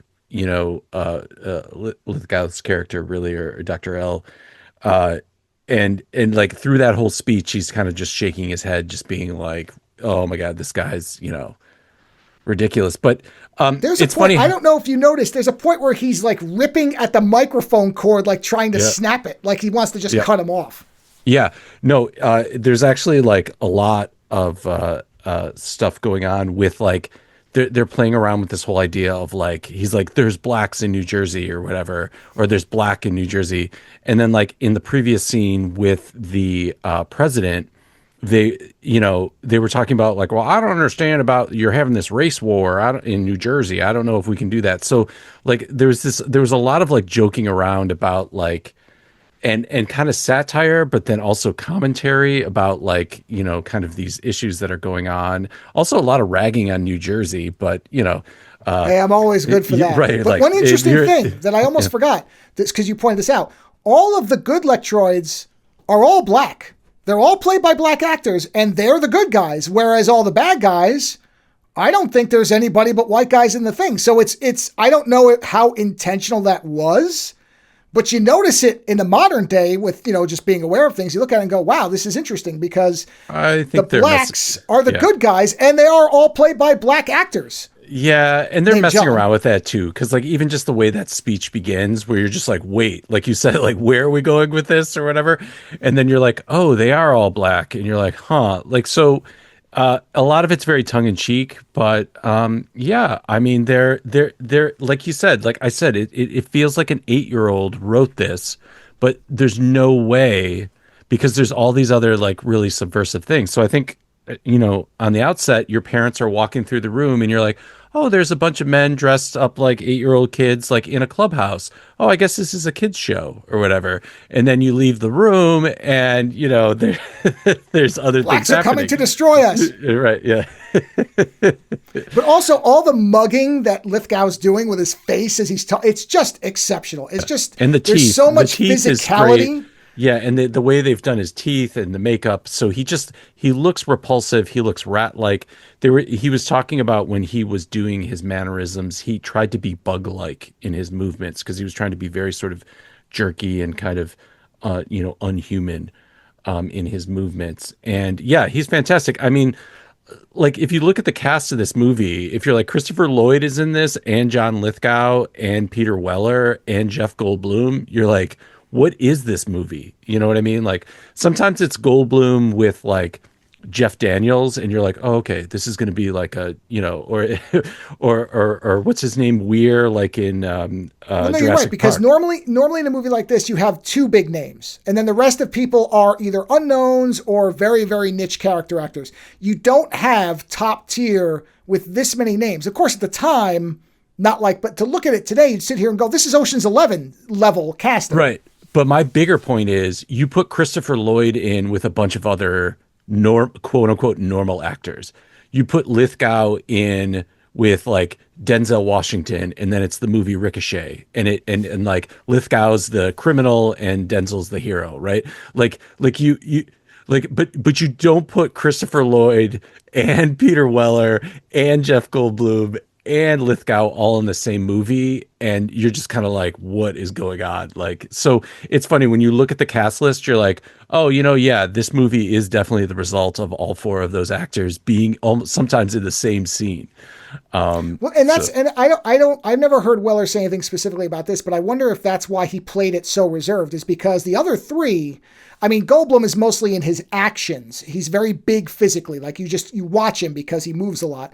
And then Lloyd and Lithgow they're almost screaming at each other at different times where they're yelling. So it's almost like to stand out, like you said, in that group, you have to be more tight. You have to be more reserved because otherwise Weller is pretty much playing it at mid-level the whole way, where he's just calm and collected, like he's got it all under control for the most part. So I wonder if that was intentional because he saw the personalities he was up against or with and went, okay, if I just yell and be like them, it's not going to stand out. If I'm in the Pee Wee Herman suit talking very level, everybody's going to be looking at me as the kind of the anchor of the movie, and it works. I think it's the right way to play it. But it's interesting compared to the people around him. Like you said, the cast is very, very interesting and different. So at this point, well, he even said in that scene where we're coming up on it, where they actually capture Buckaroo and they put him in this like electrolysis machine where he has to enter the data. There he's like sandwiched between Christopher Lloyd and Lithgow, and he said he had the hardest time completing those scenes because it's just like standing between the two of them who are at 12, like forget at 10 or 9 or at 10, they're at a 12, just like going berserk, and he was just having the hardest time trying to kind of like just keep himself together in between those two. And that scene in particular has one of my favorite lines from any movie. I utter this when nobody's around all the time.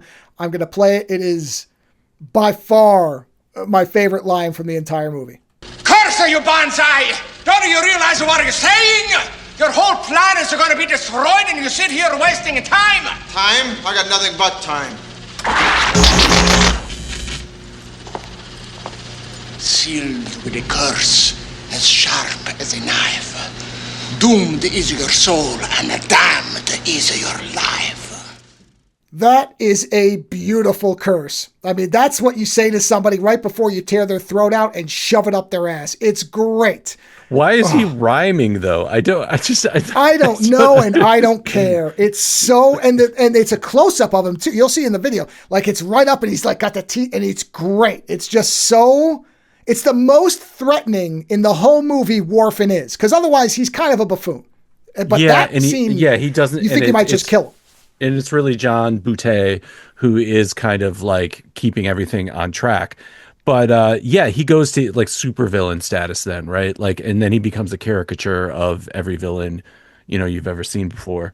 But yeah, fantastic scene. And yeah, Lithgow really brings quite a level of performance that, I don't think anybody else can kind of handle or match.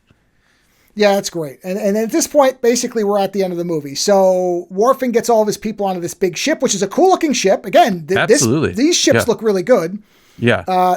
Banzai and John Parker sneak on board. They take off. Lizardo knows they're there, or Worfen knows they're there. He dumps the ship, which is this little neat-looking, we barely get to see much of it. It's a neat little kind of attack ship or scout ship. Yeah. And there's, again, a great line where Buckaroo's driving it and he says, oh, okay, I'm going to man the gun. Here, take over. And they do this swivel chair thing, which is a really neat way to have it in the ship where you can just basically reverse the pilot and the gunner right away. And he says, it's just like driving a truck. And John Parker says, great, what's a truck? Because, of course, he would know what the hell that means. And the actual defeat of Worfen is very quick. It's very easy. They basically just shoot his ship and they incinerate it. And then they land and the Earth is saved. Penny has been somehow grievously injured because she's been tortured. We don't really see it. Well, there was that weird bug that might have eaten her or something. Yeah. Yes. Basically, you understand that they've been doing things to her, and one of them says, well, we were told we could kill her, so screw it, we're going to kill her. And so then Buckaroo goes and kisses her and shoots off some electric bolts into her face. And then she comes back to life. And we get this very, very short, brief scene where an alien says, so what, big deal? I don't know what it feels like almost a commentary on the film, which is fine. And then the movie ends. So everything is saved. Buckaroo has his dead wife's sister as his romantic lead, and everything is fine. So the planet is saved. And then we get one of the best credit scenes you could possibly hope for, and I'm going to play the song because I love this song. This is a great end credit sequence where all of the main cast members, including the side characters, the kid and his father, who were like called in on special assignment, are all just start to assemble. So first it's just Peter Weller, and then, Clancy Brown walks up. Clancy Brown, by the way, we didn't even mention he's who plays Rawhide. The fucking Kurgan is Rawhide. So all of them just start to assemble. And as the song goes along and the shot keeps cutting, more and more of them show up. And they're just walking along and kind of dancing. And you get some great 80s fashion with the double belt. And like one of them changes outfits mid-walk and it doesn't matter. But the best part is all done to this amazing end credit song.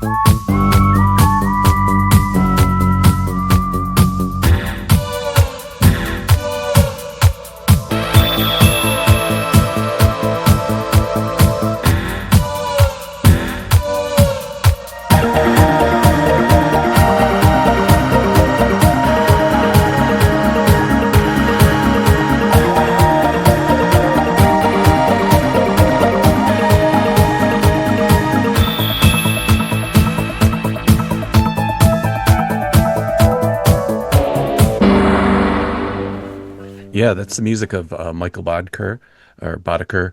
And you can hear the signature. I'm not sure if it's the Moog system S5 or if it's a mini Moog, but he was known to have both in his sort of setup. He also had some other filter arrays as well as a vocoder that he used. I'm not sure I'm specifically hearing that in this recording. Michael Boddicker, we were talking before the show, lots of TV music. And so, we were talking a little bit about the Miami Vice. If Miami Vice was 80s, this was like that on crack or whatever. And so I think probably the music and the soundtrack kind of add to that sort of TV kind of, 80s TV movie. Yeah, really great song. It's interesting though. So we see the characters, and I hope this doesn't. You probably already know this, but if you don't know this, it might ruin it for you, depending on if you like Billy Joel or not. But apparently, in that sequence when they filmed it, the music wasn't finished yet, so they had to have something for the actors to walk to on the set because that you can see they're kind of dancing and moving, and it fits almost perfectly with the music. So they were actually walking and dancing and moving to Uptown Girl by Billy Joel. So, and at first I was like, absolutely not. Like, let me debunk this. But if you look, they're about the same tempo, and they both have that sort of like kind of shuffle beat in them. So every once in a while you see the actors sort of skip a little bit, and there's that like kind of shuffle beat. So it's pretty clear. You're like, oh yeah, if you put, I don't know if anyone's done this, but synced up Uptown Girl to the end of Buckaroo Banzai. No, somebody had. I actually couldn't find it again, but I remember years ago somebody on YouTube had basically shown that this is exactly what this is. I don't know if that person knew, or if they just noticed that the beat was the same. No, because I think it was known like a production thing, like a known thing. But like, that's a whole other level of nerddom. If you're like, okay, let me sync them up or whatever. Sadly, I did know that. Yeah, yes, we've all been there. So I think that's really interesting, and I think it's really interesting music. I love how it actually starts really simple, and he's kind of just using the mini Moog and kind of basic patches, so it sounds very like kind of computer music. And then it really opens up with all those arpeggiators and some of those filter arrays that he has.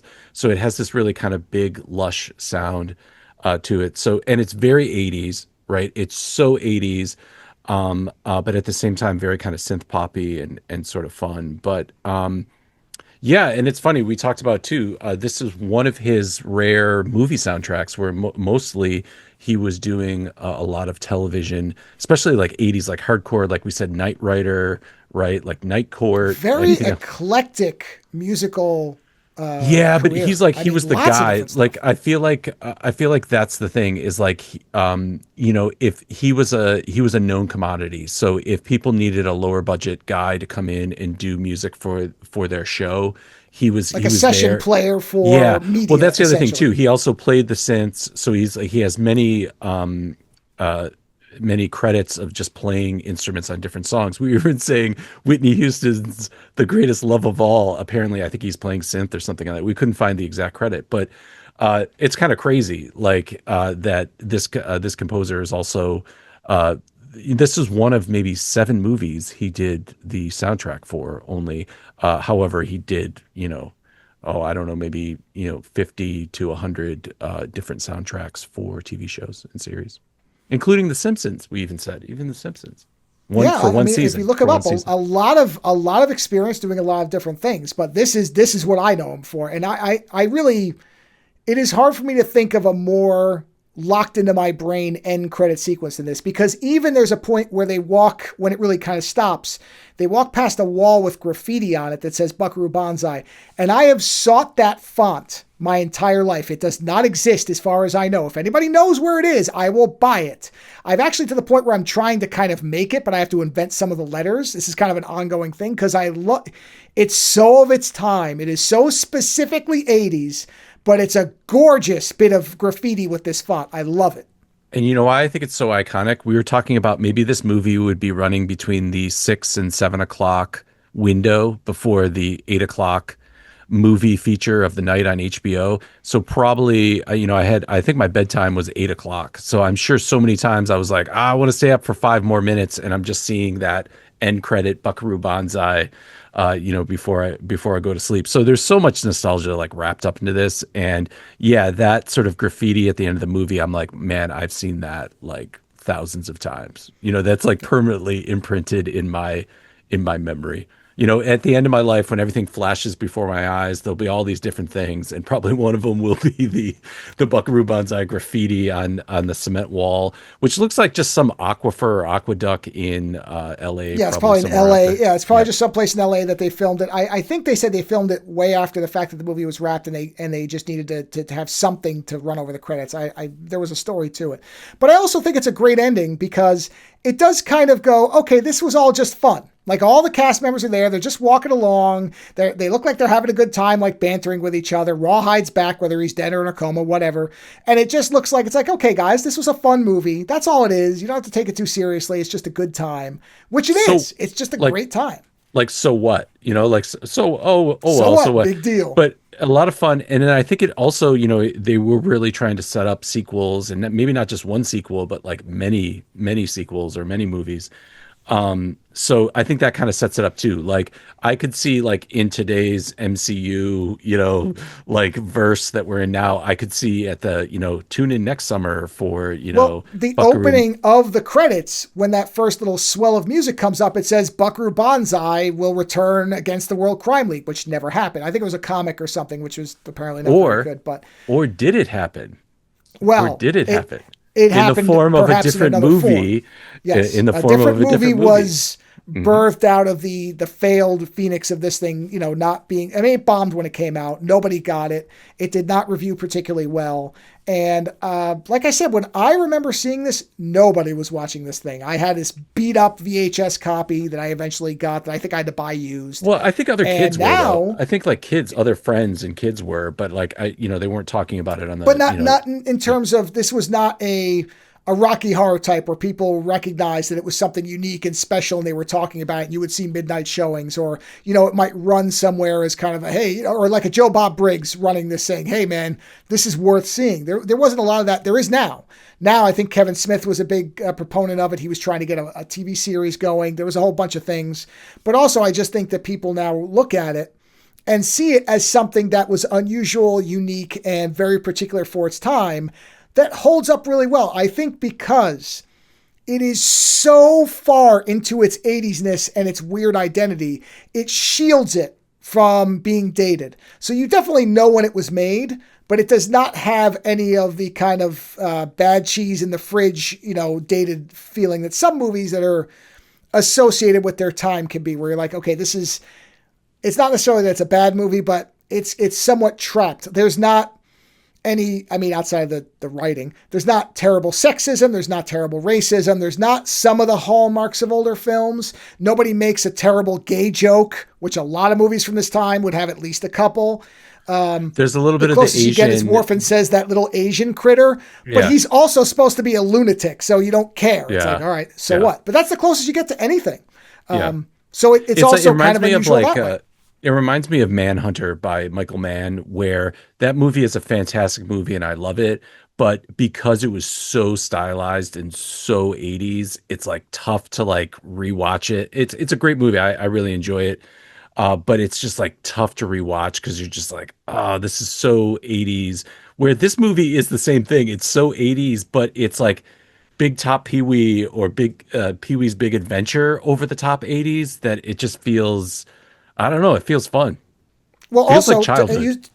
to use a Manhunter as an example, in Manhunter, that's where a modern movie would go, well, if they had cell phones, this would be solved in 5 minutes. Right. Whereas in Banzai, Yeah. in Banzai, they have communicators, they have tracking devices, like all that stuff there's no cell phones, but honestly, they don't need them because they have essentially really cool walkie-talkies that work over long distances. So they kind of, Which is the because whole they were serial like Dick Tracy thing, like that's going on too. And the Dick Tracy and the communicator, like it's totally like a kid's serial comic is like the vibe of the whole thing. Yeah.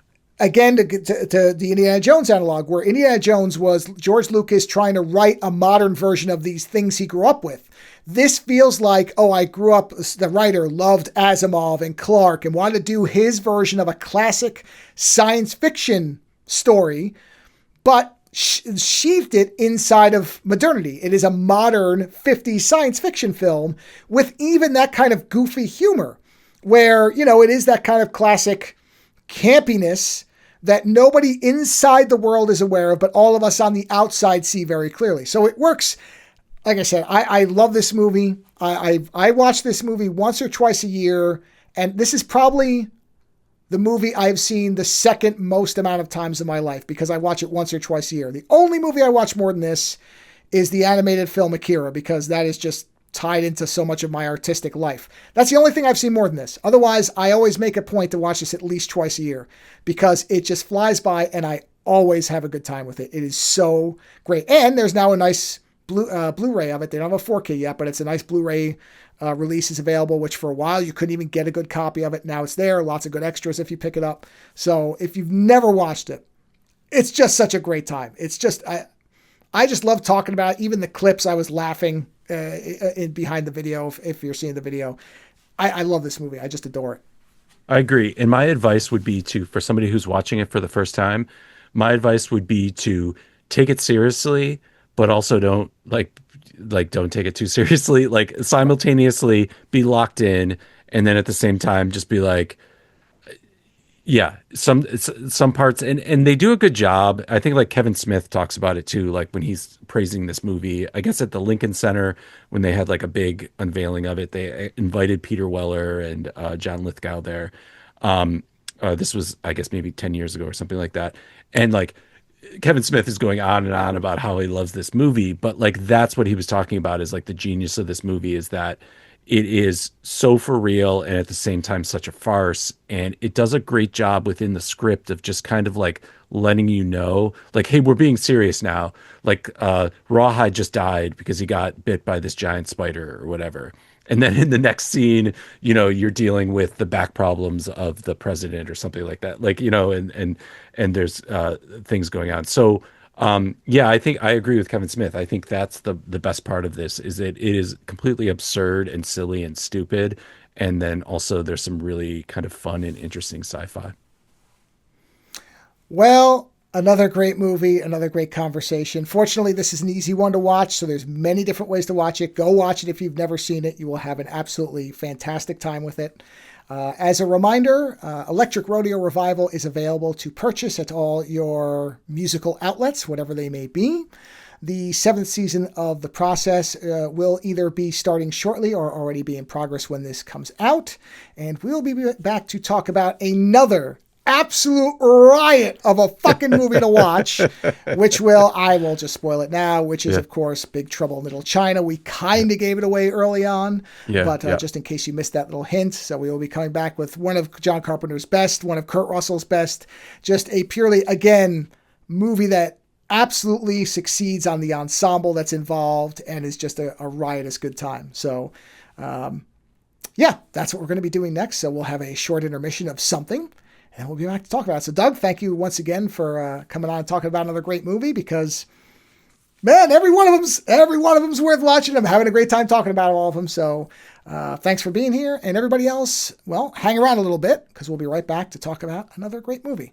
Till then, enjoy whatever is coming now. Hungry? Thirsty? The snack bar is open.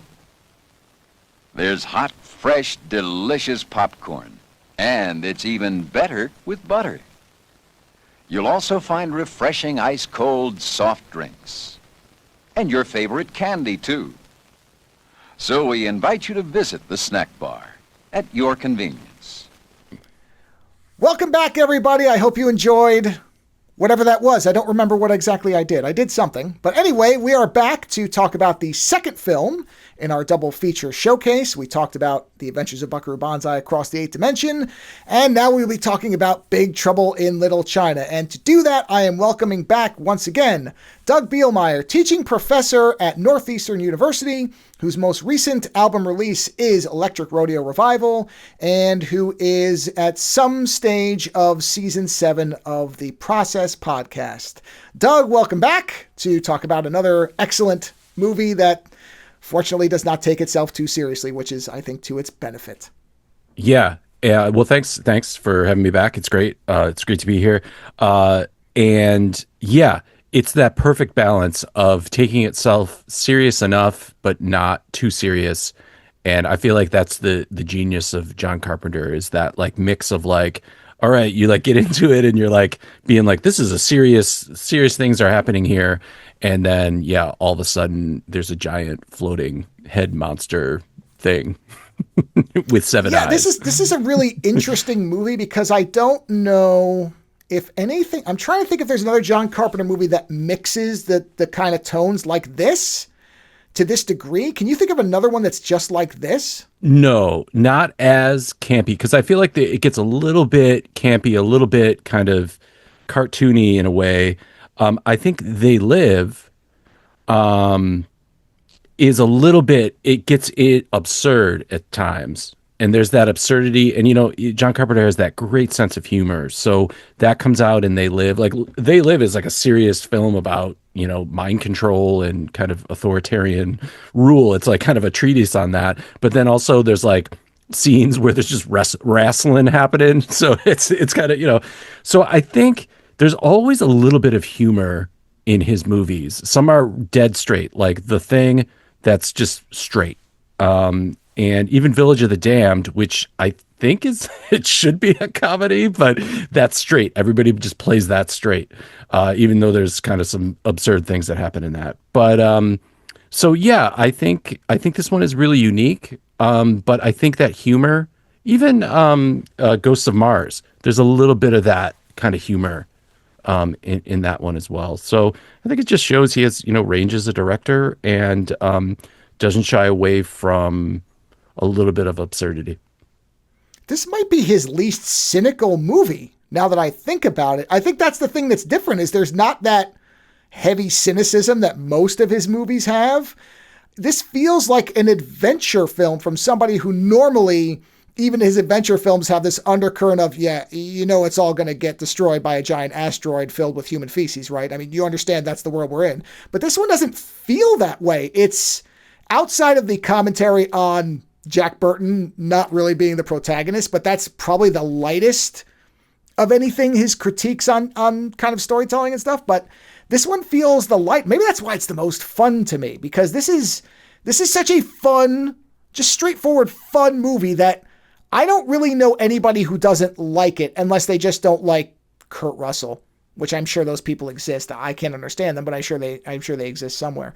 But really, everybody has a good time with this movie. And I think that's got to be part of it, is the balance is right. Because like you said, They Live, that absurdity kind of almost plays it. I mean, it's Roddy Piper. So there is kind of a degree of, okay, right, we're not getting the Keith David is acting opposite Roddy Piper. So you kind of have a discrepancy right away. Yeah. But that's also when you realize what that movie's actually saying. Even the absurdity kind of just melts when you're like, oh yeah, this is kind of the world, isn't it? Whereas in this one, it's like, hey, it's magic. It's magic, and it's kung fu and swords and flying people, and you can take a little crystal and you can have a samurai battle in the ether, and it's great. It's just a riot. So yeah, I can't think of anything else. Like I said, Ghosts of Mars, there's all of his movies have little touches of it, some more than others, but nothing else is as 50-50 with this, but without that really kind of cynical edge, where you feel like, oh yeah, there's that little like fling on your ear that, oh no, don't forget, we're actually talking about serious thing. This movie doesn't really have that. Even though it does have what I think is a very poignant ending. I think it's a very emotional ending in a lot of ways.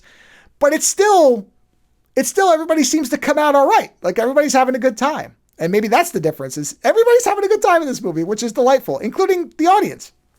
And I think you said it perfectly. I think there's just not that underlining commentary. You know, even, you know, just thinking about even vampires, you know, which is kind of absurd sometimes. and is like deadpan funny. Like there are some lines in there that James Woods delivers where it's just kind of like, that is hilarious. But delivered seriously, where I think in here you could almost in Big Trouble you could almost hear the laugh tracks sometimes. Like you can kind of see that like you're supposed to be laughing now. This is absurd. And it feels almost like I almost was like, wait, is this a kids movie? And then I was like, no, I just saw a monster and I saw somebody's head get ripped off. And I'm like, this is not for kids.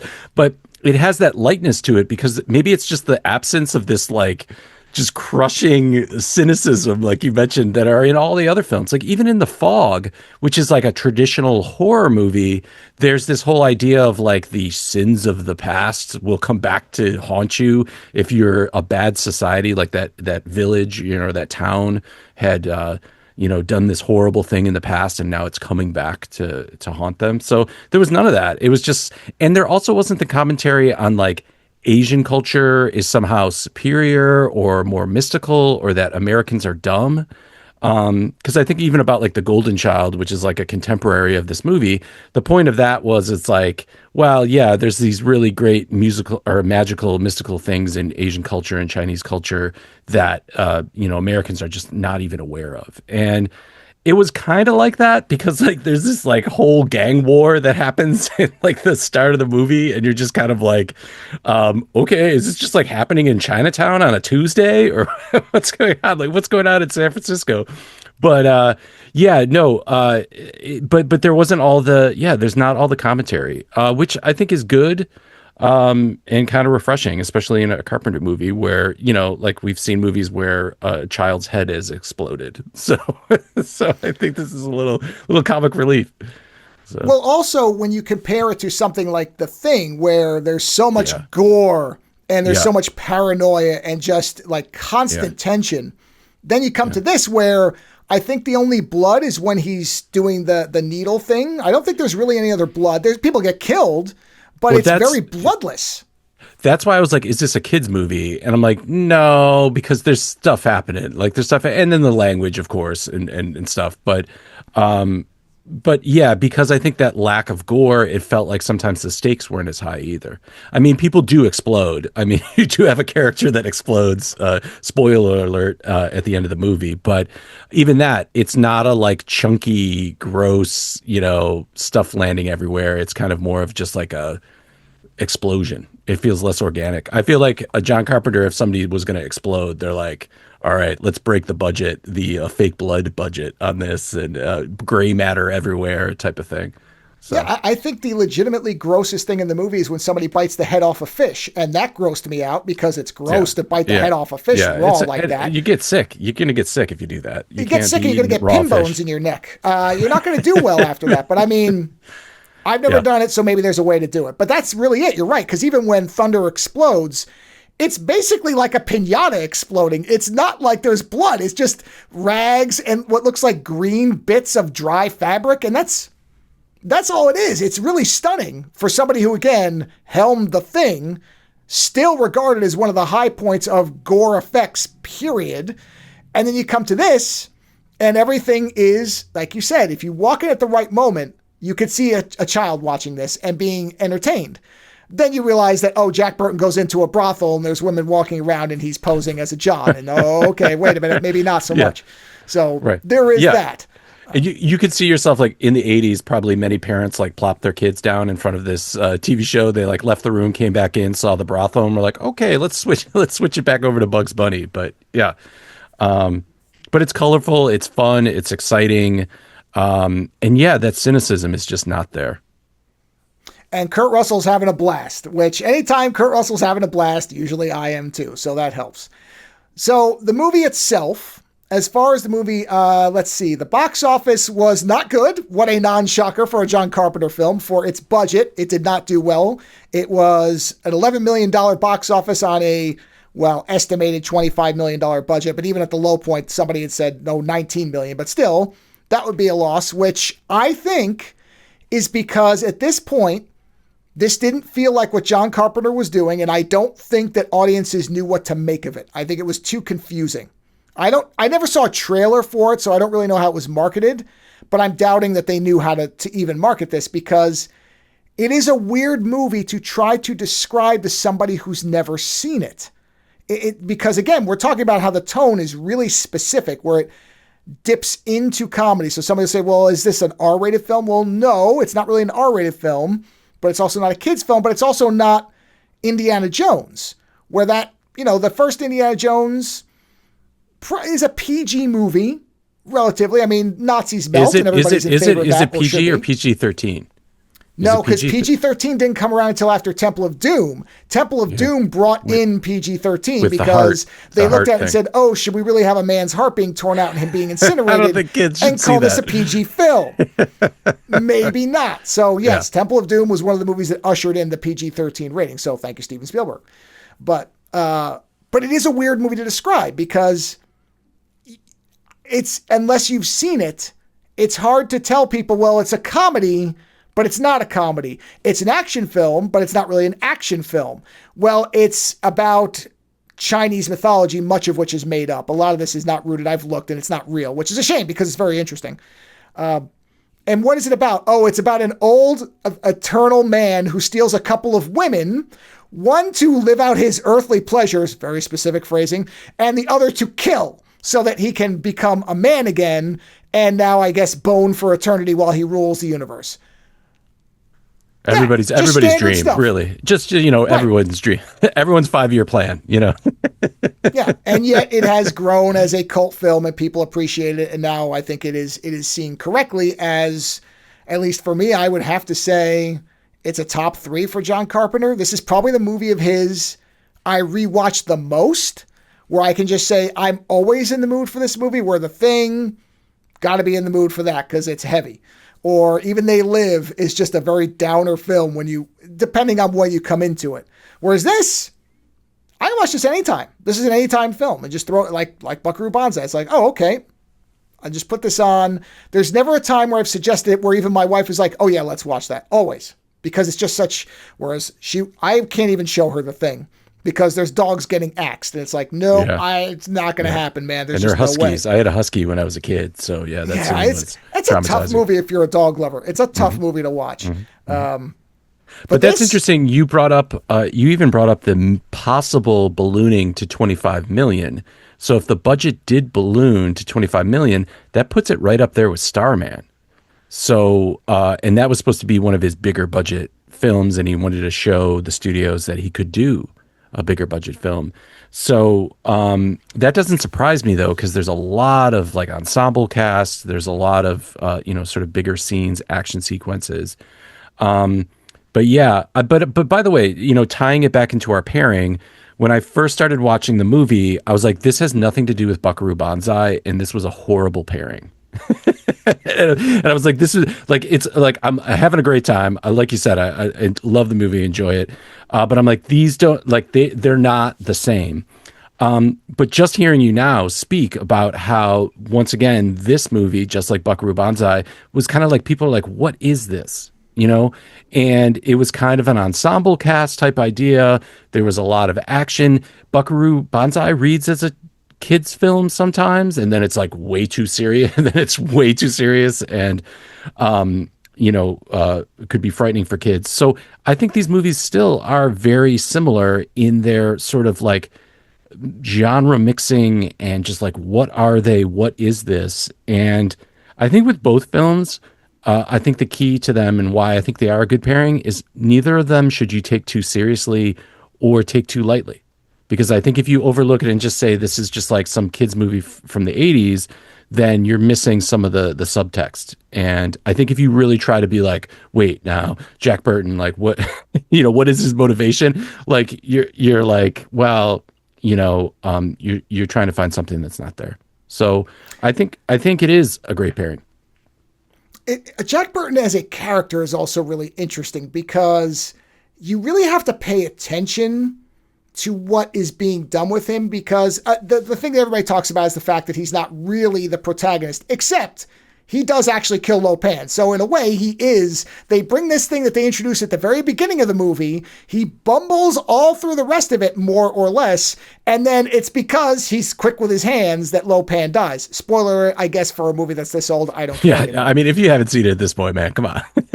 But he comes off as both a jackass and also very loyal. Like he plays himself as a character that he doesn't appear to actually be, including at the very end where he understands enough about himself to not get involved with this woman, which I think stuns a lot of people who've never seen the movie before, because you just think it's going a certain way. But no, in fact, Wang is the one who ends up with the girl. But Jack just goes back on the open road. And it's because he says, yeah, this all sounds nice, but sooner or later this is going to fall apart. It's almost like he knows he can't really be in a relationship, which also goes back to Lo Pan saying, hey man, you've been around the block too, right? You ain't married, so don't be criticized, which is, boy, their exchange is fantastic. I mean, we'll hear it. Well, it's supposed to be, it's supposed to be like this really epic, like showdown scene. And it turns into basically, them sharing war stories or, the camp. Pretty much. Yeah. So the movie starts off with what was a reshoot, actually. So the opening scene was not present when the movie was originally test screened. And apparently they felt that people were confused and they needed to introduce, specifically, the studio, I guess, thought that people had to understand who Jack Burton was right off the bat, which I'm not really clear that the prologue does much for that. But honestly, I really like the prologue because the actor, whose name I'm going to have to look up because I never remember it, is who plays Egg Shen? Victor Wong. Victor Wong is a fucking treasure. He's great. And he was also in The Golden Child, too. He was in The Golden Child, and he played kind of a similar kind of cynical character. Yep. Yeah, also in Prince of Darkness, which is another John Carpenter movie I'm a big fan of. But so this opening, which a lot of people get annoyed at, I don't. I actually like this opening a lot, particularly because Victor Wong's delivery is great. So we're actually going to play it because it does kind of, and he's got a great line where he talks about how things start. And that's probably one of my favorite lines of the whole movie. So this is literally the opening scene. And then we're going to jump into the main theme of the movie because it's, you mentioned Vampires before we get into this. Vampires has my favorite John Carpenter theme song, but Big Trouble in Little China is my favorite score of his, beginning to end. This is by far my favorite of his. I could play this thing front to back, and there's not a loser in the bunch. They're all great. But let's start off before we get into that. This is the opening where Egg Shen is talking to his lawyer, the actor whose name I can't remember, but I know he was Deep Throat from The X-Files, which is another excellent role for him. He just pops up. This is all he's in, but again, they got a good actor for it. So this is the opening that is basically setting up what the movie is. What I'd like to do today is get your version of what happened. Oh, you mean the truth? Of course. First, just state your name and your occupation for the record. Oh, Egg Shen, bus driver. Bus driver, what kind of bus and where, please? Oh, tour bus. Bus for tourists. San Francisco, Chinatown. Thank you. Now, before we get to the meat of this thing, do you at the present time have any knowledge of the whereabouts of a Mr. Jack Burton or his truck? Oh, God, will you leave him alone? Mr. Shen, please. You could be in a great deal of trouble. Half a city block explodes in a ball of green flame. Green flame! I mean, so all hell is breaking loose here. And there are people who say you're involved, that you might be responsible, that you're a very dangerous man. Now, if you're protecting Jack Burton... You leave Jack Burton alone. I mean, we are in his debt. He showed great courage.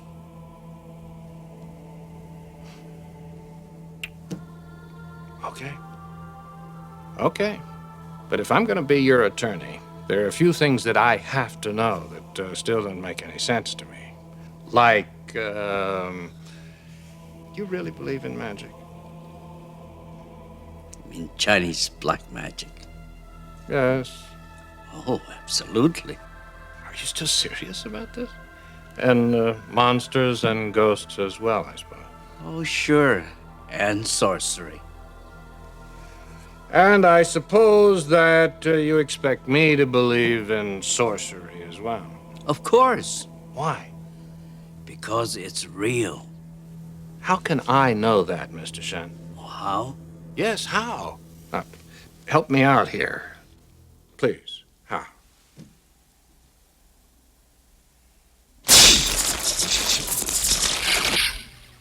See? That was nothing. But that's how it always begins. Very small. So again, I think this scene is excellent. I really would. I mean, I'm sure the movie would work without it, but it's such a great introduction to Egg Shen and Victor Wong's performance, just the back and forth. So I know some people probably, it's annoying because it's explaining what's going to happen. And I sort of get that, but it's not like some reshoots where you go, okay, you didn't really get that much out of it. It's just kind of there as fan service or to set up the audience. But the performances are really good, and his explanation is great. So I don't care. I think this opening is actually probably a rare case where the studio, whether they knew it or not, made the right call, because I think it's a great opening.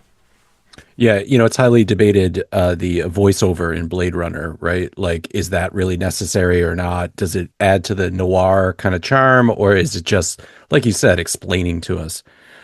So you're saying to me, though, for Big Trouble, the movie would have, without this reshoot, the movie would have just started with the Pork Chop Express, right? And the that truck. whole scene. Yep. So it would have begun with that. I like this because it's kind of like a little bit of a kind of storytelling, and it's more indicative of what the rest of the movie is going to be. I think the opening scene with Jack Burton, I think that feels a little bit more like, I'd be like, what is this movie? Like, what am I watching? Where this clearly kind of sets up like this is going to be a fantasy story. There's going to be magic, there's going to be things in it, and I think that's kind of the movie too, right? Like, it's like somebody's in a, deposition with their lawyer, and it's pretty straightforward. And then, there's more than meets the eye. And I love even that delivery of your favorite line there. The soundtrack just sort of disappears. It just abruptly stops, so that when, before that magic moment happens, it's like, that's all there is just to listen to that, direct effect or sound effect there at that point, kind of clearing everything else out of the way. And now what you may have heard at the very tail end as it was fading out is the title track is then starting as that scene ends. So we're going to play it because this is, it is, I can imagine this still working if this was just the opening. I agree with you. I like this opening. I think it does kind of lay out for the audience. And even because now if you're seeing the video, you saw it, but if you only heard the audio, Egg basically does this little bolt of lightning between his hands. And so again, it's the movie basically saying, hey, you are going to be seeing magic. This isn't going to be inferred. You are going to be seeing wild stuff, which once it gets to a certain point, it is off the rails with all the mysticism and everything else. Right. Yeah. And sometimes layers it in a little bit at first. Yeah, because I think sometimes, with anything that's going to be really fantastical, a lot of times writers will wait a little bit. Like, I even feel like with Game of Thrones, they almost waited till the second season to bring in anything that was kind of really magical or otherworldly. I mean, there's dragons, but yeah. I mean, so there's this idea that like maybe audiences, if it's just like a magic extravaganza at the start, you're going to lose half your audience. Where I think this just shows that, you can do anything if you have the right script and the right storytelling and the right actors to deliver the story. Unfortunately, we have them all and a great score to back them up. So let's get into the title track because this is, again, with the visuals and everything else, this is, again, probably one of John Carpenter's better openings as far as the actual song. And we may get into the song that the movie has, but let's just call this the theme, the title track, not the song, because I don't want to confuse and make people start to clench early. I'm not talking about the famous, infamous song. I'm talking about the title track where we see the truck driving. So let's play this because I do think it is one of John Carpenter's best as far as a theme and an introduction for a film.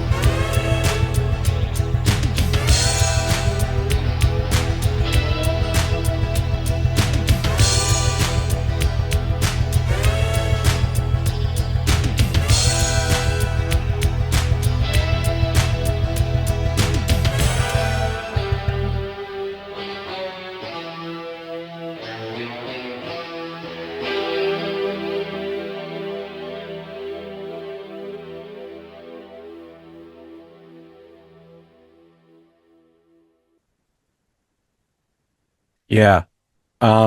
I still really love the Vampire soundtrack. I really do. The one thing I love about the Vampire soundtrack is just the organic kind of guitar. But this soundtrack has that same sort of vibe about that kind of guitar centric sort of just rolling. It feels like almost like an improv, like there's a little bit of just a jam element to it. But one of the beauties of the Carpenter soundtracks, just in general, is that there's not too much in it. You know, it's fine to listen to. You can listen to it, just as a soundtrack, while you're doing some work or whatever. But he always leaves some emptiness in it. So, it's particularly like at this part of the movie. There's, we've got the truck and we've got some dialogue and we have some things. So, he's kind of always he knows not to muddy it up too much so that you can have sound effects and other things kind of come into play and work on top of it. So you get just a big layering effect instead of it like competing. But yeah, even the keyboard is a little bit reminiscent of They Live too, with like some of the keyboard stuff that happens in They Live. In They Live, it's like more keyboard driven, where I feel like this is more of the guitar driven Carpenter song. And even in Ghost of Mars, where it's guitar driven, but Ghost of Mars is more like it has that like metal or that like heavier metal influence to it. It's supposed to be just a little bit grittier.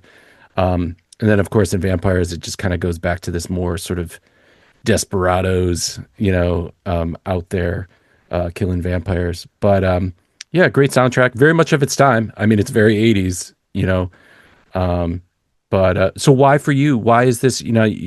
We love a lot of the soundtracks by John Carpenter. I love a lot of his music. Why this one? I think it's because it is so much of its time. I really love that synthesizer sound of the 80s in particular. It also feels like, and Vampires is great, so don't get me wrong. It's not like there's a huge gulf in between these. That still had a good time. That is still my favorite theme he's ever done. The Vampires theme is top of the mark, without a doubt. But like in this one, it is, I think to some degree I can hear as much as I can, because I don't have a musical background. So I know there's stuff that goes right over my head, but like that thrumming sound feels like the truck's engine, like there's a intentionality to it where I'm hearing like that dun dun dun dun dun.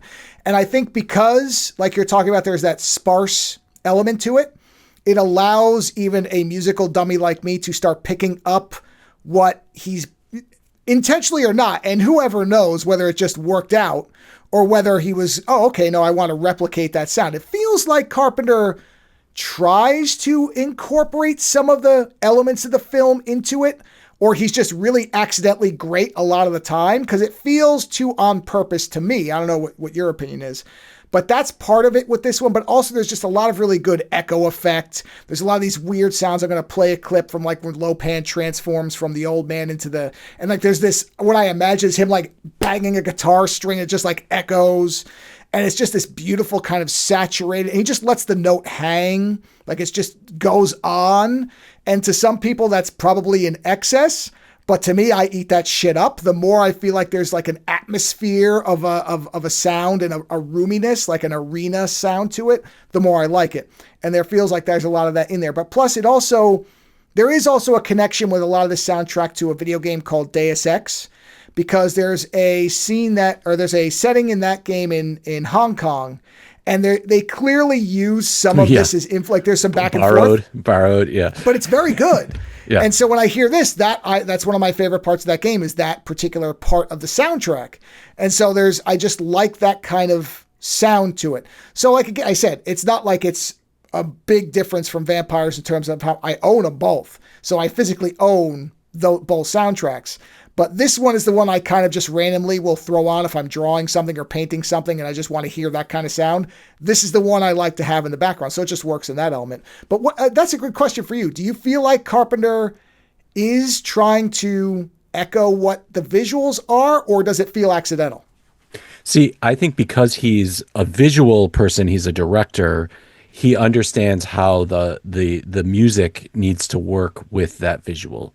So even like in Escape from New York, the scenes where Pliskin is like running through an empty city, he like very purposely chooses a certain type of synth and a certain type of like sparseness to kind of accentuate, what the sound design is telling us too. Because with the sound design, we kind of hear an empty city type sound. So I think he almost thinks of music as like part of the sound design, or part of the sort of practical effects or establishing sounds. But one thing that I really liked about this soundtrack is there's like a part where all of a sudden it just like turns into a hoedown. And you're just kind of like, which is so typical of the movie, because I think the soundtrack is trying to be like serious, a little bit like 80s rock, and then like kind of like a momentous thing is going to happen when the keyboard comes in, like there's going to be an epic struggle here, and then all for like maybe like 30 seconds it just turns into this like hoedown type like thing. It just sounds like honky tonk or whatever, and I think that's beautiful, because I think that kind of encapsulates the different themes in the movie, where it is sometimes trying to be very serious about this epic ancient struggle, and then other times it's like Jack Burton kind of shooting the ceiling and having rocks hitting him in the head, and just and bumbling maybe around. That's part of it too, is this feels unique in his canon of doing things. Is there's nothing else that has this kind of mix to it.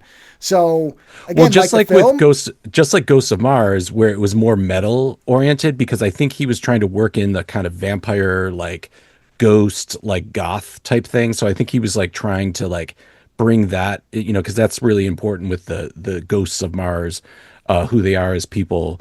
So I think he just like once again was like being like, oh well, there's like a lot of like country type characters that wear leather boots in this, and I'm going to mix that in there too.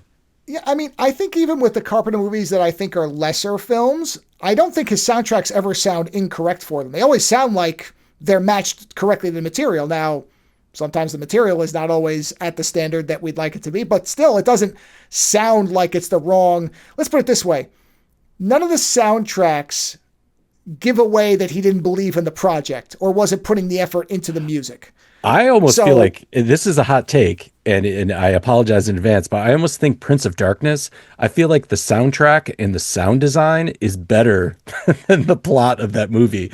Like the revolution will not be televised, and just that kind of recurring, the bump and the suspense that he builds with that music. I mean, it's a great movie, but I just feel like in that soundtrack, to me, there's like so much storytelling and suspense that's built just from the soundtrack. And Prince of Darkness is an interesting movie. I like it quite a bit, but it's hard. It's hard to not see the flaws. The flaws are there.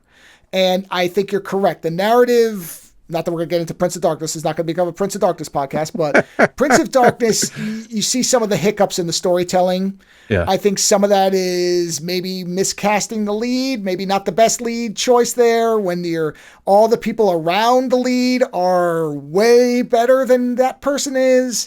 So there is that element to it. That might be one where the cynicism is even more on top of your head than any of his other movies, because holy shit, that's got a hell of an ending. So there is that. But I don't disagree with you. I think that is a case where the flaws of the film, but again, to make the point, the music's still good. The music's great. That's the flip. The positive flip is that throughout any of his films, the soundtrack is always a very strong component. Yeah, it's always feels like there's a lot of intention to it. So as I said, the opening we see, if you're watching the video, you saw the truck, and this kind of we lay out the whole character of Jack Burton very, very clearly, as well as the setting. I love the fact that he's driving into Chinatown, and we just kind of see the dock and the operation and everything that's going on. And then we kind of go from him playing some sort of domino game. I don't know what it would specifically be called. I'm sure somebody might be able to tell us in the comments. I don't know. I don't play a lot of domino games, so I couldn't tell you, and I'm not going to pretend I'm steeped in Asian culture, so I don't know. But they're playing some kind of gambling game that involves money. The universal thing. Mahjong or something? Maybe Mahjong, or maybe it was just dominoes. I don't know. Hey, maybe they made it up for the movie. I have no idea. It looks like a real game. I mean, it seems to have some type of rules. But whatever they're playing, it becomes evident that Jack and Wang are the people who are left with any money whatsoever, and Jack seems to have most of it. And so we come down to a scene where the two of them are sitting there, everybody else is left, and Wang basically says, hey, give me a chance to double my money, by trying to slice a bottle in half with a machete of some kind. And when he fails to do it, the bottle ricochets up and Jack catches it, in which he utters the famous line, it's all in the reflexes. And the scene is very important because we're going to come back to that way later at the end of the movie. But it's a significant scene because it establishes the two of them knowing each other. And the reason that they're going to be in the truck together is because Wang doesn't have the money to pay Jack. And for Jack, time is money. So he's like, I'm going to drive you back and you're going to give me my money. And Wang says, well, we're going to have to make a stop along the way. We're going to have to stop and pick up my fiance who's flying in from Hong Kong. And we get the airport scene, which again, there's so much done. This is a movie where I feel like, and it's in the performances, it's in the writing, it's in the whole thing. And we should mention, as a bit of a tie into Buckaroo Banzai, the script was polished by W.D. Richter because apparently the first version was supposed to be set back in the Old West or something to that effect. Well, and I guess that's the reference. That's the reference to the Pork Chop Express, because I guess in the Western it was supposed to be, he was supposed to be delivering meat or something like that. So I think that's the Western tie-in. But at the time, I think probably studios were not interested in doing another Western. But a lot of these Asian, we talked about The Golden Child and other sort of like Asian mystical movies were kind of all the rave at the time. So they probably were like, well, we'll fund a Asian mystery movie or a Chinese mystery movie or a mystical movie, but we won't fund a Western. But I also feel like one of the things we talked about with Buckaroo Banzai is all these little character moments, not the main people, but all these little looks, non-visual things, little kind of gags on the side. And I feel like this movie has it too. It's a little bit more prominent, but I don't feel like there's any extras in this movie that you get to see that aren't doing something. Everybody, what are the good gang name? I can't remember the Chang Sings? Is it Chang Sings? I think. I don't remember the names. I remember they're there, and then there's the bad ones, and it's very clearly from the visual storytelling. Yeah, and from the visual storytelling, you can kind of already tell like which ones are nefarious and which ones maybe are gonna help them out. But right away in this airport, we get Kim Cattrall shows up, and she's there to pick up another woman, and of course Jack has to immediately try to hit on her in his very arrogant, overbearing way.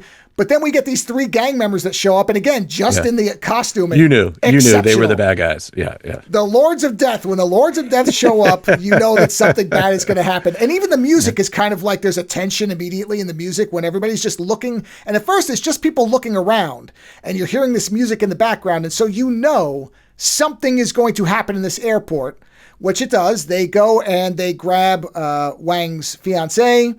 They escape with her, and which is, I didn't clip it, but there's a great line where Jack Burton says, "Son of a bitch must pay," after they almost run him over, which is a line I utter just randomly all the time when something annoys me.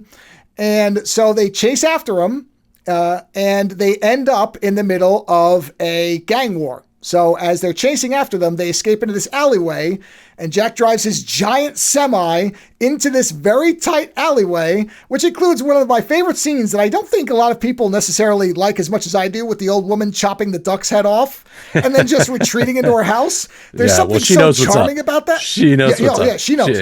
Yeah. So that's where we then get the introduction to these two warring gangs, which is the Lords of Death and the Chang Sings, I think is how you're supposed to pronounce it. And there's been a murder of a leader. We don't even need to know who that is. We understand right away what's going on. There's a funeral. These guys show up. One of them is wearing 6 guns, which I love. Again, all these little characters. He's got the bandoliers of bullets, and he's doing the whole, like, nobody else has guns like this. And he's got the 2 revolvers, and he's kind of like, there's nobody to draw against, man. What are you doing that for? You could just start shooting.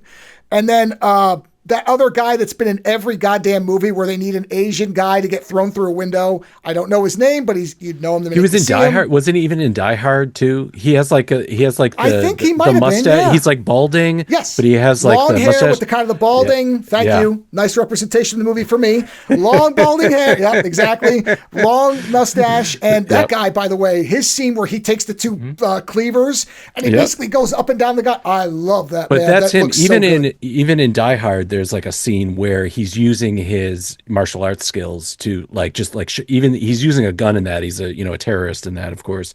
But even that, you can just see his physical abilities are kind of put on display there to kind of make him more menacing. Oh, there's a reason the guy shows up all over the place. I mean, they clearly knew what he was able to do. And again, he's one of those people. He's probably got almost as many credits as James Hong does, who's been in every goddamn movie possible and has played every variation of a role you could think of. Speaking of Blade Runner, to go back to that for a minute. But anyway, they get caught in the middle of this. There's a huge gang war. And then out of nowhere, we get the three storms that just kind of appear in the green flame that gets referenced at the very beginning of the movie.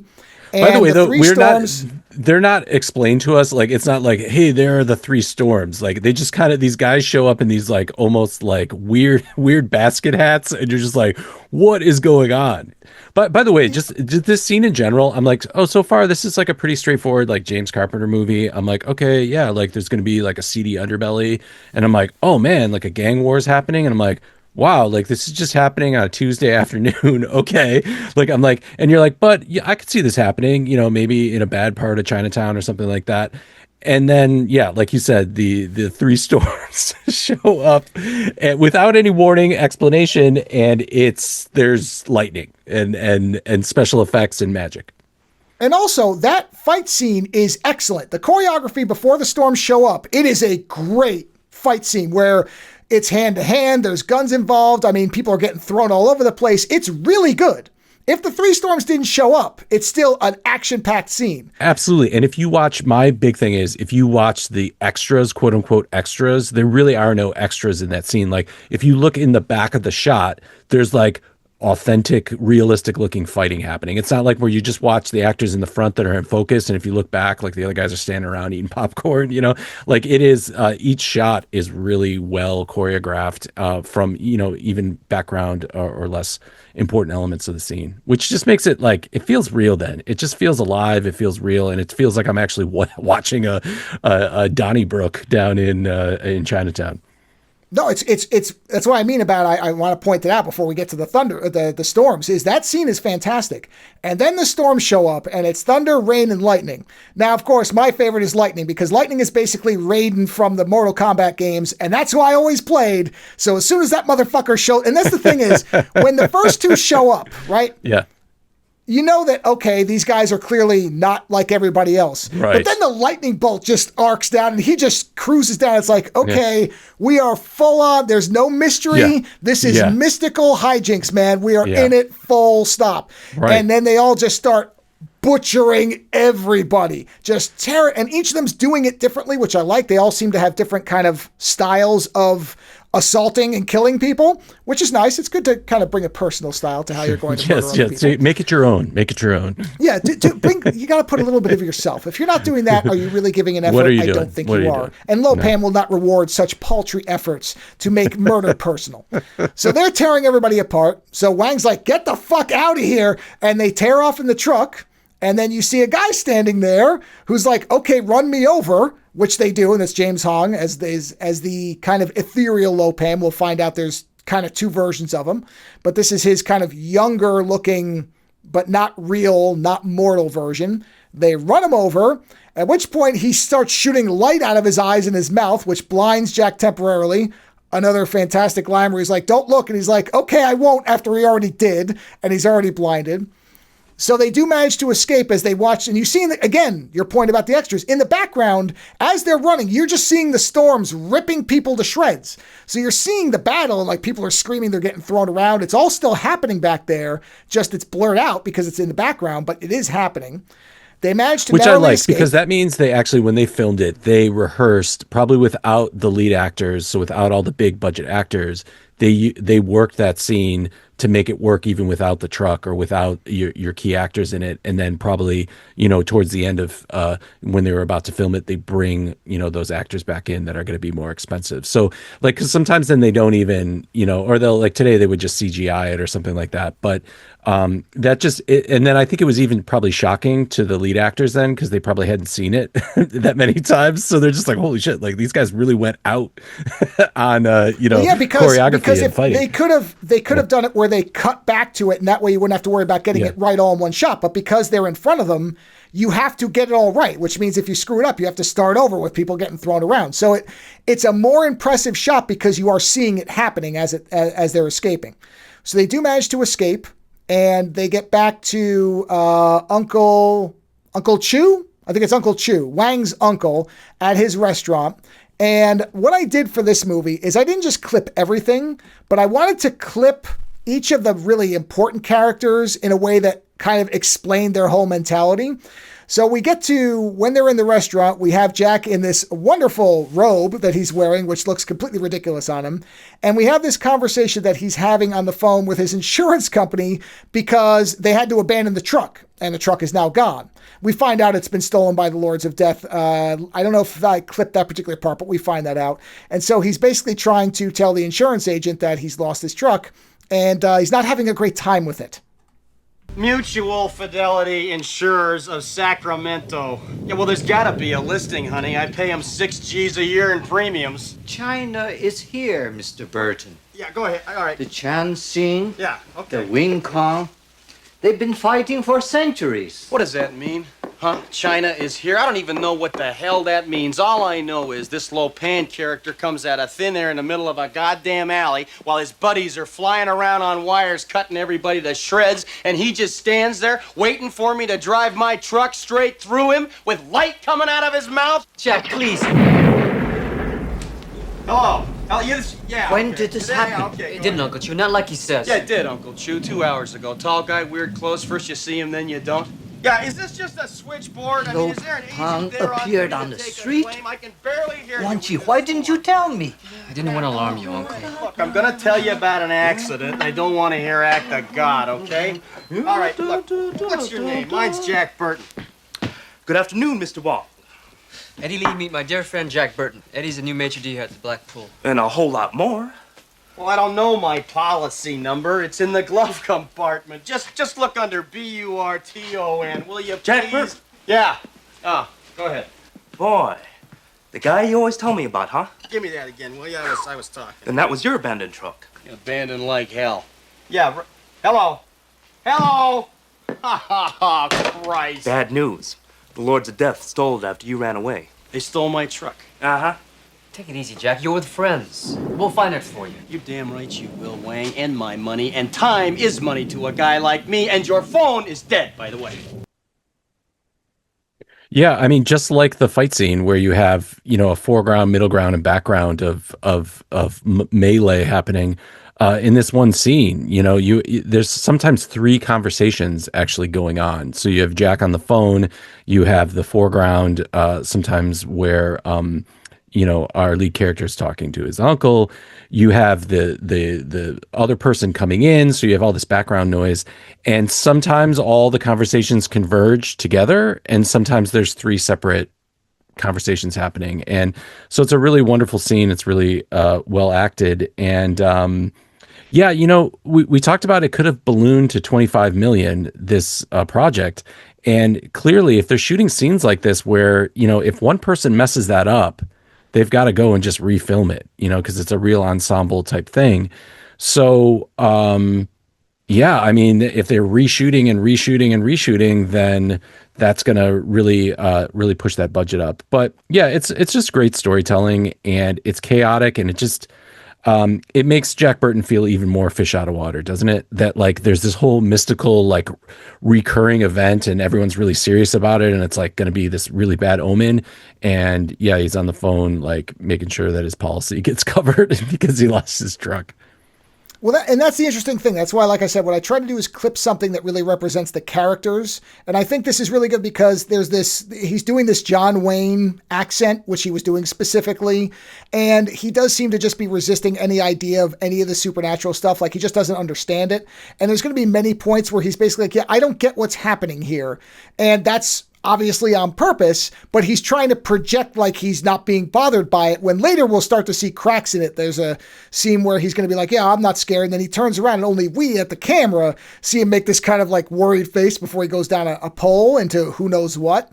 But it's that attitude and that kind of American white guy bravado thing coupled with the John Wayne accent. It does immediately paint the picture of who this person is, or at least who he's projecting himself to be. Now, the clip cut before, otherwise it'd be a 19-minute clip. But then we get Kim Cattrall coming in, who is going to provide the information on where Wang's fiance is, because she is basically a local troublemaker who knows a reporter and has found out that Wang's girlfriend, what is Wang's girlfriend's name? Miao Yin. Miao Yin has been taken to a local brothel because she has green eyes, and that's apparently, I don't know if this is true or not, again, I will project ignorance of my own because I don't know, but apparently green eyes in Asian women, and I don't know if that's specifically Chinese, let's assume it is since that's the basis of the movie, are apparently a rarity. And so that will command a higher price. And so they come up with a foolproof plan that Jack is going to pose as a dumbass white guy who's coming in to have a little bit of an exotic romp away from his wife, because he mentions that his wife gave him the tie that he's taking off, which I think is just a beautiful little stupid detail. And so he's going to go in and he's going to attempt to buy her, and then you assume break her out. We don't really know because we never get that far in the plan. Yeah, they never really had a plan. It was just like he was going to go in and infiltrate and then I guess just get her out. Well, he requests a girl with green eyes, and the woman running the place says that Chinese girls do not come with green eyes, which makes you think that they are saving her for something, although this is the one part of the whole story that really feels like they didn't know quite how to make it work, because she's in this secret room. Miao Yin is in a secret room being held. And so you would think that means they're saving her for Lo Pan, because why else, if a guy comes in and has money and requests her, why not just give him that girl?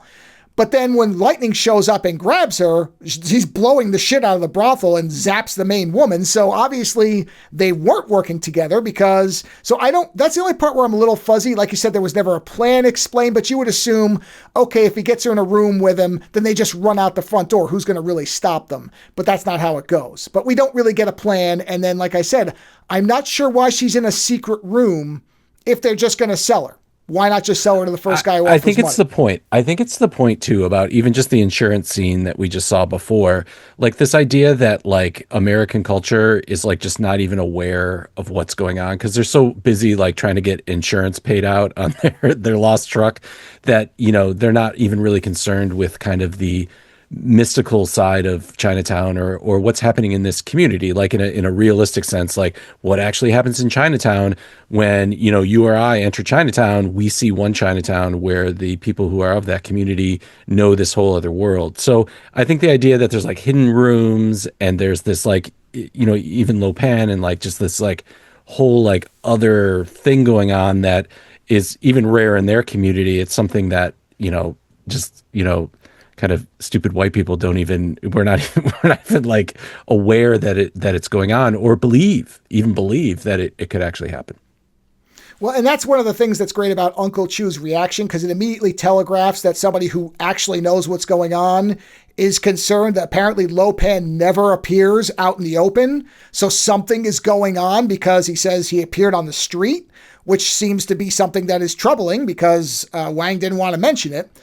So like you said, the movie has the people who should know telegraph the important stuff. And anybody who doesn't, like Jack, is just like, oh, we could just go in and bust her out. Sure, it's as simple as that. I'll dress like an idiot and I'll go in there and I'll buy her and we'll be home free, no problem. You sit there and go, well, but what about the guy who appeared on the street with the light? What about the people chopping up? He's not even concerned about that. He needs his truck. He's going to get Wang's girl back so he can get paid and get out of town. At this point, that's his priority. He's not concerned about anything else.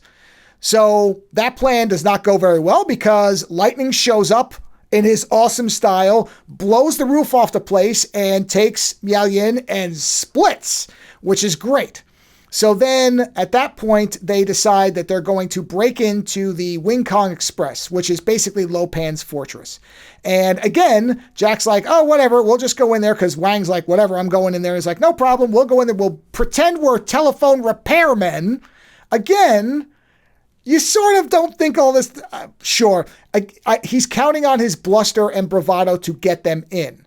And so they go through the front door, I guess imagining it worked, where you have to know that the minute they went through the door, the security guard said, yeah, 2 morons just came in here, grab them. I mean, I've never been in a place where they wouldn't check ID if you're going into a highly secured fortress with somebody like Lo Pan and the Storms involved. So I'm just saying, They didn't think it through. So they go in there. As they're going in there, we'd seen Egg Shen, obviously, at the very beginning, and we saw him in the tour bus where Jack almost hit him with his truck, but we really didn't know what his role was yet. But as they're in the Wing Kong Express, kind of in the basement trying to figure out where they're going, we cut back to a scene with Uncle Chew and Egg, and this is where Egg starts to explain. Again, I don't know how much, I want to think a lot of this is based in reality, but I don't know how much is made up. But he is explaining the idea of kind of Chinese mysticism and how everything works. And we get the sense, again, you have Uncle Chew and Egg Shen, and it will be very clear that these are the people, especially Egg, who have the most knowledge on what is actually happening here. Of course, the Chinese mix everything up. Look at what they have to work with, huh? There's Buddhism, Confucianism, and Taoist alchemy and sorcery. We take what we want and leave the rest. Just like your salad bar. But there's one thing even David Lopan must acknowledge. All movement in the universe is caused by tension between positive and negative furies. And when the furies are out of balance, as they are in Lopan, who is cursed, then the people turn into demon and live forever. Repulsive and evil, existing only to plague the living. Well, then, I mean, what you're saying is this David Lopan, what is he, a ghost? He plays at being a man, creature of vast, dark, destructive power. So this is a discussion. They're telling us the plot, or they're giving us information about the mysticism, or the kind of background of it, but it's done in the form of dialogue and conversation. So many times I'll watch a movie and it's just somebody monologuing, and it would be somebody saying hey, you need to listen to me because this is important information. Instead, it was two people or three people sort of sharing a meal, sitting around a table, kind of having a conversation, and that was the way to kind of bring that narrative forward. So and once again, there's other things kind of going on in that scene too. So there's sometimes they're doing these close accent shots, and other times they're kind of going a little bit wider. Meanwhile, the American and his friend, the two young men are running around the fortress, just seat of their pants. And here are two older men that are actually kind of telling us the weight and the gravitas of what's happening. And I feel like Kim Cattrall's character is like that too, where she's supposed to represent somebody who is both clearly American and white, but also is a little bit more sensitive or in tune to actually what goes down in Chinatown. No, I agree. I think this is an excellent scene because I could listen to those two talking about Chinese mysticism the whole movie. And the way the scene is shot where they're eating and they're kind of each, yep, that's correct. Yep, this is how it came up. They are these are the people outside of Lopan. These are the two people with the most knowledge about what's happening. And as you said, the Gracie Law character isn't interrupting. She isn't pretending she knows. She's just listening to them and then asks a question to try to understand the part that she didn't catch. It's unlike, say, Buckaroo Banzai, where maybe the female character wasn't written as well. Gracie Law in this, I think, is a much better female character. Now, I don't know if she's necessarily the best written female character, but when you come off the other movie where Ellen Barkin is just there to be a fuck pillow, and now you come to this where Gracie Law actually seems to be at multiple points running the show and saying, no, this is what we have to do.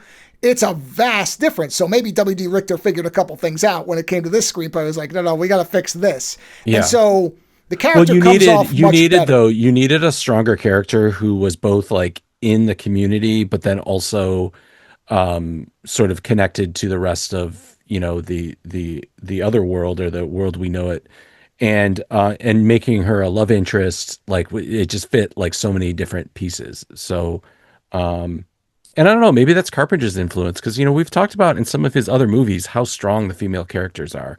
Even in Escape from New York, there's the strong, his wife, or I think she was ex-wife by now, but she's a very strong character, and she kind of takes care of Brain. We talked about in Assault, in that movie, how strong the female characters were. So I think that's just his kind of take on it too, is that different characters, Carpenter's take is that a character can be many things. They can be kind of a a sex object in the movie, but then they can also be somebody who is applying an important perspective. And so that's something that's always been really modern about his movies. Well, the thing is, too, I think if you have for lack of a better term, a weak main female character, Jack's just going to run all over her with the way he projects himself. But I also kind of wonder if that's, to jump to the end for a little bit, is that why he doesn't want to stick with her? Because he can't handle her? Because she can see right through his horse shit, which she does for almost the entire movie until, he's drunk the magic serum of super masculinity and he's just projecting so many pheromones that I thought they were all going to have sex in the elevator together. That's how much that was a weird scene, man. That was a weird. We got to talk about that scene. It's weird. I love that scene. We're going to get to that scene. It's awesome because I'm just sitting there going, "Yeah, man. If you turn the pheromone dial up to 35, it's not going to matter who's around you." Yeah. So, but we're not there yet. So after this explanation, predictably, perhaps Jack and Wang's master plan does not go as smoothly as they think. They get caught. And they're being tortured by the three storms, which is a great scene where Rain is just blowing this ball into Jack's stomach as he then takes Wang's head. It's just a very interesting torture scene because it isn't the kind of classic one you'd expect where they're just literally just beating him to death. Waterboarding. No, they're doing specific things. Yeah, it's got a personality. It's like everything else. We're saying there's a personality to everything that's happening here. And so after they've beaten him for a little while and basically asked him whatever they wanted to know, they then bring them to what we know is going to be Lo Pan, but it's not the Lo Pan we've seen up till now because the only version we've seen was really the tall, and I'm pretty sure they probably gave him lifts because he looks very tall. They keep calling him 7 feet tall. So this kind of young, well made up, beautiful man where he's just got all the power and the fingernails and all this stuff. And now out rolls this, it's not the best old age makeup you'll ever see. It's not the worst, but it's not the best. But he rolls out and it's this hunched down little man who could barely hear because he goes, and he can't hear anything. And now we get our introduction to Lo Pan, which even though we're getting this in this version we haven't seen before, he does immediately, there's the more he talks, the more you could just kind of feel the personality where right. Yes, he you may know be it's in the same.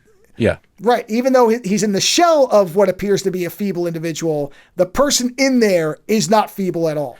But see that, sorry, go ahead. I was just going to say that's my favorite part of effects, and especially some of the ones John Carpenter does, is that he's always allowing the way he's asking those practical effects to be made is that the actors can still kind of shine through them, and even in some of his creatures, he leaves some of the human features to just make them even more unsettling. And this is a great example of it. We don't need anybody to tell us oh, this is Lo Pan. We kind of just know because the way the, kind of old man costume or the practical effect is, it leaves room for the actor. And you make an excellent point because the only effect I don't like in this movie is the one where they clearly didn't just put a mask on somebody. They built a very static, monstery head that really never looks real. But again, we'll get to that. We're not there yet. So this is our introduction to Lo Pan. And as you said, it's James Hong playing both roles, and he's just in old age makeup. And as you would expect, this is one of those guys that when you see the body of work, and he can do, much like James Earl Jones, there's so much he can do just with his voice, and he does it because you'll hear it in the scene. And just imagine that what you're seeing is an old man, very old, a ridiculously old man that's in a wheelchair as he's having this back and forth with mostly Jack, but also Wang. Oh, boy. Look, we came here to see David Lo Pan, all right? David Lo Pan. And you have succeeded, Mr. Burton. What, you? I don't get this at all. I thought Lo Pan... Shut up, Mr. Burton. You are not brought upon this world to get it. Come on, Lo Pan is like... Nothing you can understand. There are many mysteries, many unanswerable questions, even in a life as short as yours. Yeah, well, the way I see it doesn't mean we shouldn't ask, where's my truck? You're not looking for a truck. You're looking for a girl. A girl with green eyes. Yes. She must be something extraordinary. Or I'm not about to waste another 2,000 years. Well, there can't be many Chinese girls running around with green eyes these days. There are not, never were. So beggars can't be choosers. But I can. Tell me about Miao Yan, huh? What province is she from? Hunan? Her mother? Her father? He must be a holy man. I must know. You got a tongue, Dave. Ask her yourself. 你快啲講俾我聽啦嚇！如果你唔講俾我聽，我就殺死你啊！你有智力 ，Mr. Burton. If you have an influence over your youthful friend, you better exert it now. Otherwise, I will have both of you roll off to the hell where people are skinned alive. It's that simple, understand? Are you crazy? Is that your problem? No, he means it, Jack. My problem is this place. This place is my tomb. I'm buried here. A young man, a king, a warrior, is entombed in this old man's crippled body. And all I need is a woman, Mr. Burton. A special kind of woman with dragon green eyes to make me whole again, young again, so that I may rule the universe from beyond this grave. Qingdai, the god of the east. Who, him? This guy? No, not me, Mr. Burton. 呢個人咁蠢㗎. My demon, the god I must appease in order to regain my heart, my blood. To a girl with green eyes, to satisfy Qingdai. A girl brave enough to embrace the naked blade. And when I find her, I will marry her. Never! Then Qingdai will be happy and my curse will be lifted. You can go off and rule the universe from beyond the grave. Indeed! Or check into a psycho ward, whichever comes first, huh? Jack, will you... Jack, what? I'm supposed to buy this shit? 2,000 years and he can't find one broad to fit the bill? Come on, Dave. You must be doing something seriously wrong. There have been others, to be sure. There are always others, are there not? You seem to be one who know the difficulties between men and women, how seldom it works out. Yet we all keep trying like fools. Yeah. So, so it's Lopan, right? That's the villain's name. But I love how he has a first name and then at no time does Jack like honor the fact that he's dealing with this like 200-year-old demon evil thing. He's just calling him Dave. And every time he does it, it makes it makes everyone else uncomfortable. It enrages Lopan. And then like you've mentioned before, there's this weird thing at the end where they're being like, hey, well, I pull, it's just like, what is going on? And so it's almost like he knows he needs Jack too, to kind of like he needs to get him on board because he is kind of trapped in that feeble older man's body. And so he shifts from being like kind of angry and declamatory to sort of like almost scheming to kind of get him to help or to cooperate. I feel like what he's doing with Jack is he knows Jack doesn't know anything, so he's basically puffing himself up. He's talking about himself. But there's so much in this scene that I really, really appreciate. I like the fact that he talks to Wang in a language that we have no translation for. There is no subtitles. He's just talking to him. Jack does not need to understand what's going on. He's not part of this. And neither are we as the audience. We don't know what this is. But his point about, he tells basically his whole backstory. Okay, here's why I'm doing this. There's no kind of, and then when Jack says, am I supposed to believe this shit? Because again, I feel like for a long part of this movie, the Jack Burton character really seems to sincerely think if he just acts like this stuff isn't happening, that he's got so much natural charisma and machismo that everybody will just fall down and go with what he's saying and he can just breeze his way out. And it doesn't work. And when he brings it up, as you said, he calls him Dave. He's not having, he says check into a psycho ward, all this stuff. Wang understands very clearly how much danger Jack is putting his fiance and them in. So he's like, will you just lay off? Because he's not fucking around. Also, the idea of all the different hells. The little hells that get thrown in here and there, magnificent. Hell of being skinned alive, hell of the boiling oil, upside down sinners. I think we get 5 or 6 throughout the whole movie.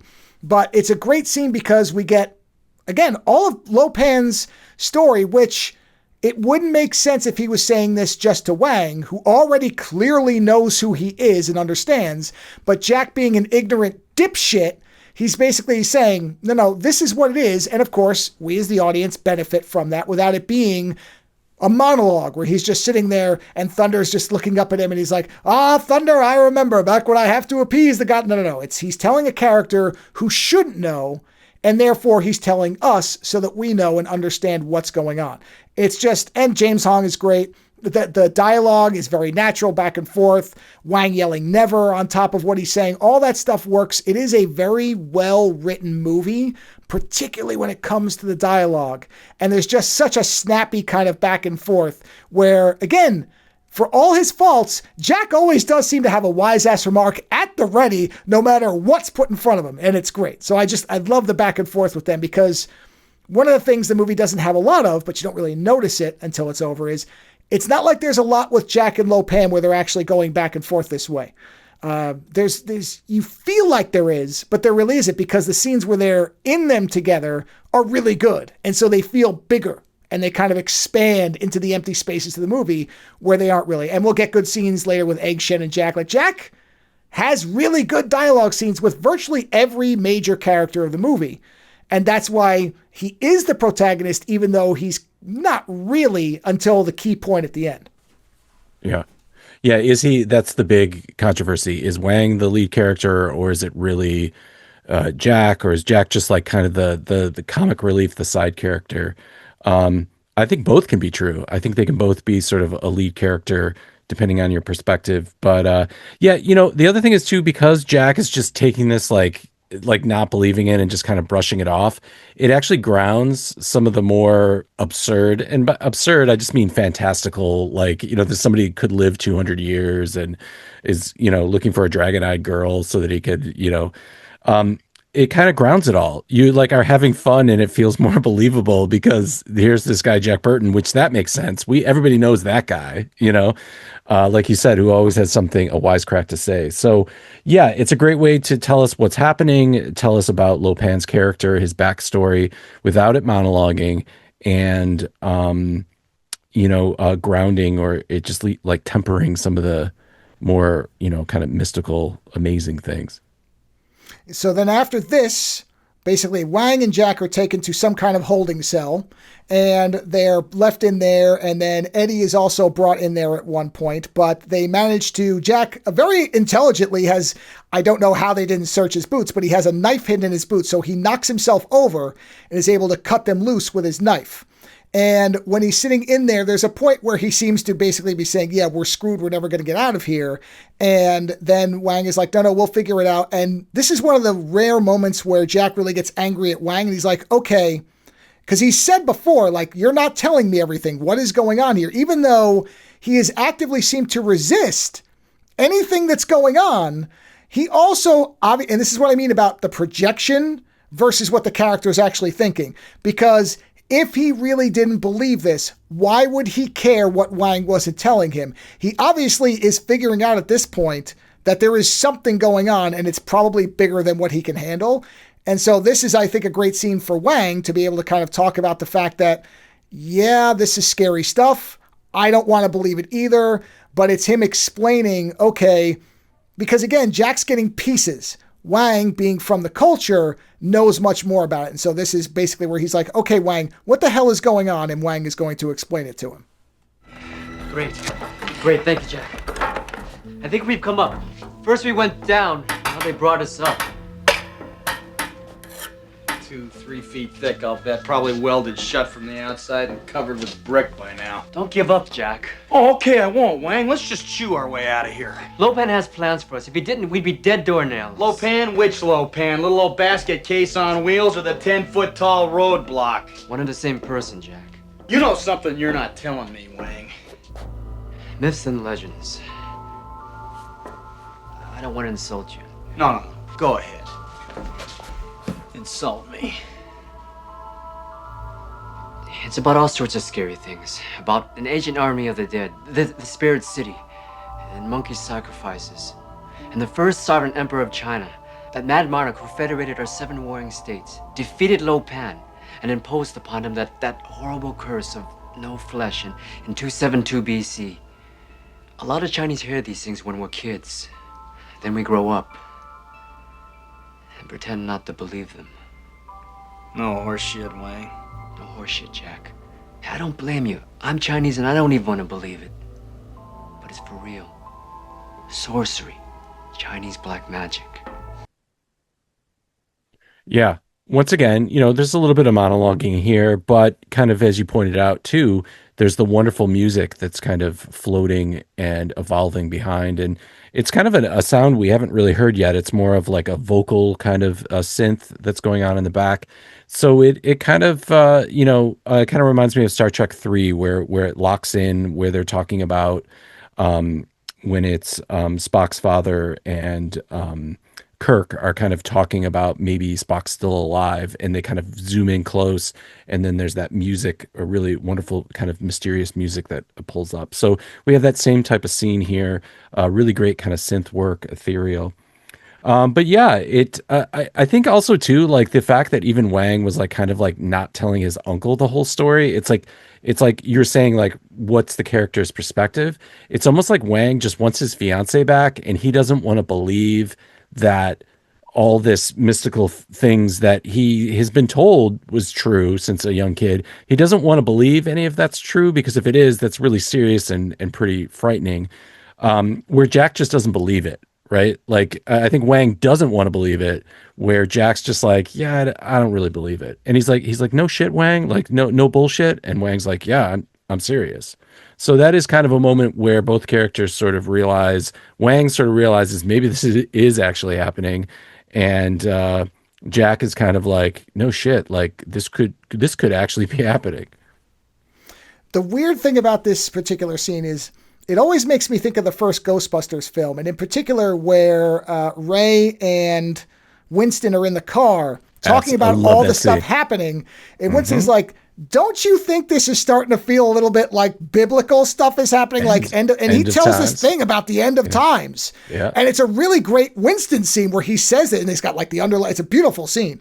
And I always think of this when either scene I think of the other one when I see it, because you're right. I think Wang secretly didn't want it to. It's kind of that thing where the doctor tells you something's wrong and you just don't want to believe it for a while, even though you know deep down that's what's going on. You have those moments where you're sitting there going, maybe not, I'm going to wake up. This isn't really what's going on. It's much more simple. And he's just kind of reckoning with it, because unlike Jack, who's just kind of getting hit in the face with it with no previous knowledge of how bad it can be, Wang understands the myth.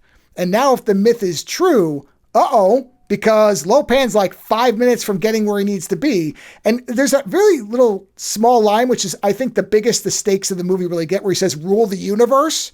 They never really get into that. You don't have an idea of what Lo Pan will do once he becomes flesh again. But it sure doesn't sound very good. And I think Wang, he's talking about, I love the fact that he's just dropping all these little references to things that we don't see anything of, and we know they're kind of bigger parts of the mythology. The spirit city, like that's just a great phrase, the spirit city. We never see that, but you can imagine it. You just immediately start going, oh shit, what was that? That type of thing. All really, really good stuff sprinkled in there. And we come from that. We see Lo Pan after they escape, because they assault Thunder, who starts to expand. We'll get back to that later. I don't know what this power achieves at this point in the movie, blowing yourself up, but hey, whatever, man. I don't know what's going on in that guy's head.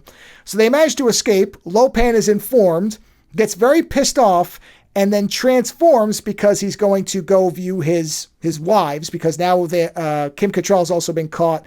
She also has green eyes, and even though, as far as we know, I don't know if she's supposed to be part Chinese or not, because it seemed to be a Chinese thing, but then she's also there. So I guess green eyes of any stripe, perfectly fine. We'll take it. But he transforms. And this is probably my favorite musical part of the movie, where there's this particular note that's held. So this is where Lo Pan is transforming. There's all different stuff going on in this track as far as what's being done. Because again, like a lot of the rest of the movie, there's lots of different elements all at play. But I'm going to play this where he's transforming from the old man, which is a great effect, where the whole head is lighting up, and he turns into the young, again, very, very majestic and regal looking version of Lo Pan, the taller 10-foot tall version. But here is the music that plays when he transforms.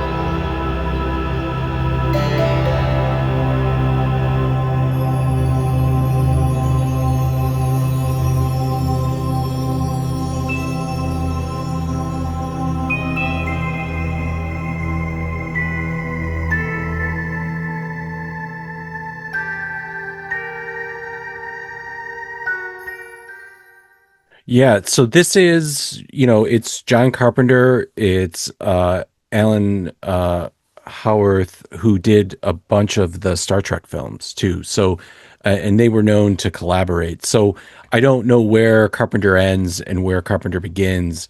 Um, but I definitely know, we know the opening theme like that you really like. That is so Carpenter that we know we know that's Carpenter. Where this has a lot of layers going on, and there's definitely the Carpenter-esque sort of hits and kind of gravitas. But one of the things, like I think they do a really great job of it, for it being such a synth-heavy soundtrack. They still really try to bring in some of the kind of Asian elements of, sort of Chinese sounding, or maybe even stereotypical sounding, sort of chord progressions and melodies. So as you're watching this like transformation, it's grounded in that. But yeah, it reminds me of some of the other really dynamic. I'm thinking of the Michael Mann film. I'm forgetting the name for right now for some reason, but those really kind of aggressive hits with synths that kind of accent, especially when something really, kind of awe-inspiring or kind of very visually interesting is happening on the screen. But yeah, why can't I remember the Michael Mann film? I mean, we reviewed it on this in this series. Not The Mission. Why am I forgetting the name? Oh God, The Keep. The Keep. Yeah, I could see the I don't know why visuals. I kept thinking Thief because Thief sounds like Keep, and I'm like, it's not Thief. Why am I thinking Thief? Thief is Michael Mann, but I'm like, it's not Thief. I know Thief. And all I could see was like Mission. Almost the same word. Yeah. But yeah, just like The Keep, I feel like there was that like really beautiful kind of synth music that also sort of inspires. There's a little bit of fear in there. You're not quite sure what's happening. So yeah, it's a wonderful thing. It's a great visual scene. And I've noticed too, one of the things we talked about with Carpenter scores and even with Howarth scores or Howarth is, when sometimes they're often very well paired. When there's something very visually striking, there's always something musical that's sort of supporting that and enhancing it.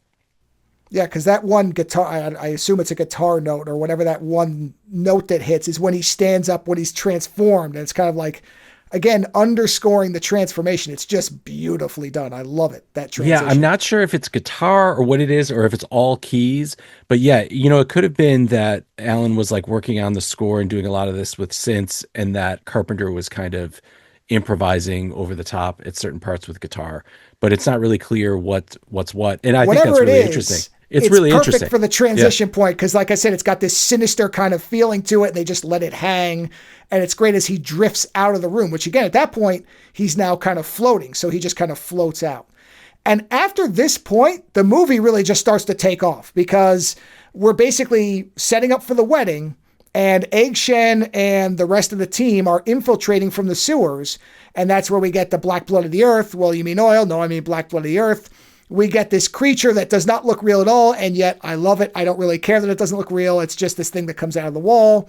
Where again, Jack is like, ah, and he's like panicking because, well, it's a monster. You can't really talk that one away. There's a giant monster just ate a guy. So you're starting to see the facade failing, which it will start to kind of crack more often as we go through.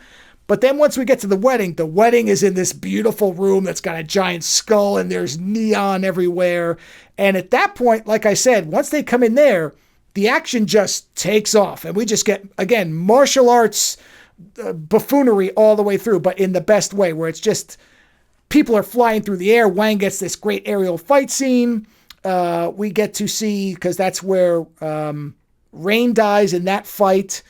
We get Egg Shen and Lo Pan, who have clearly fought in the past, or at least know each other, because he says, you never could beat me. So how old is Egg Shen?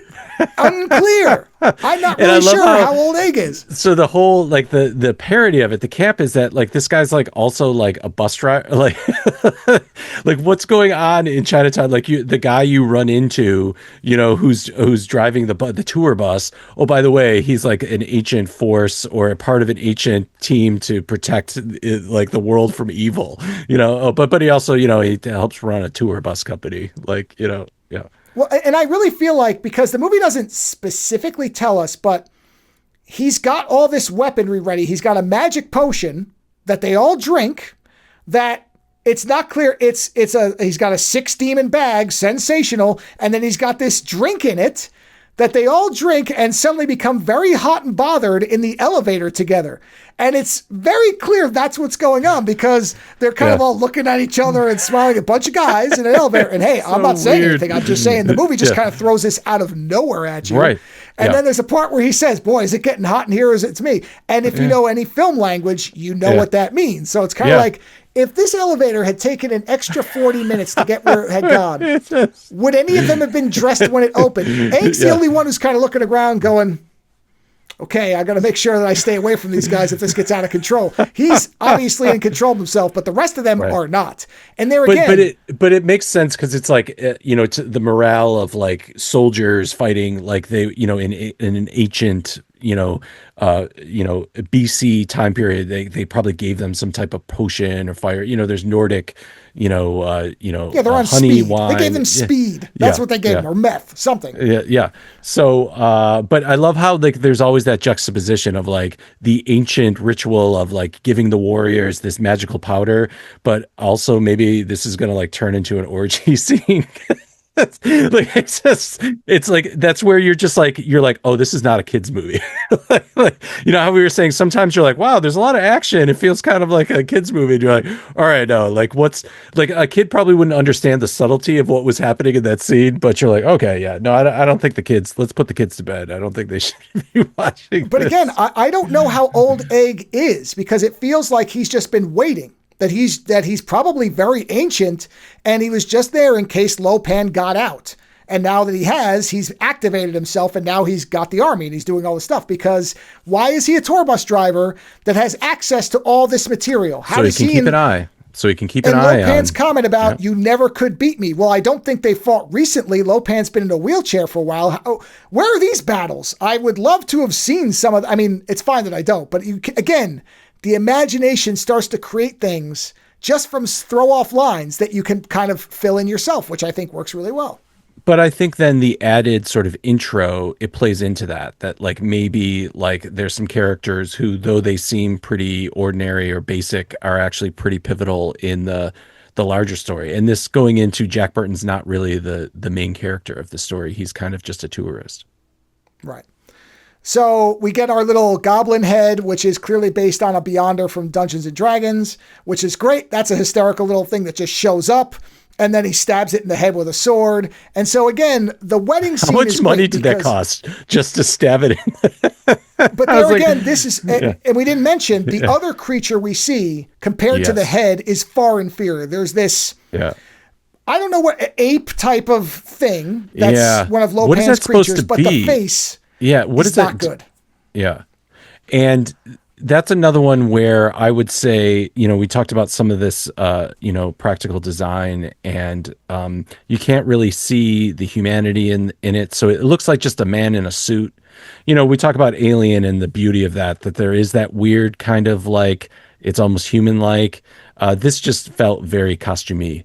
Which then, once again, you're like, wait, is this a kid's movie? That's the camp. So sometimes that like, it works into in the favor where things are kind of campy. So you're like, oh, this is campy.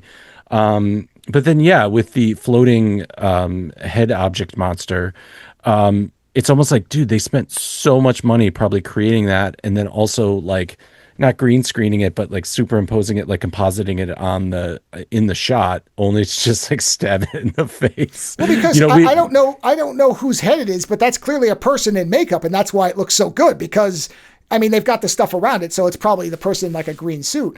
But again, to your point, a kid would see that and be like, whoa, I want one of those. Give me a plush version of that. Like, that thing looks rad, even when its tongue comes out. It felt Ewok-y. At first, when I saw it, I was like, oh, is this like an Ewok thing where like it's, oh, is this a kid's movie? Like, you want the, the floating head action figure. But then they like stab it in the face, and I'm like, I don't think kids should be seeing this. It makes this great face, too, when they stab it, which is just, because again, it's just hysterical to look at it. It's just so funny. But yeah, so then we get all this mayhem. There's lots of great, again, martial arts fight scenes.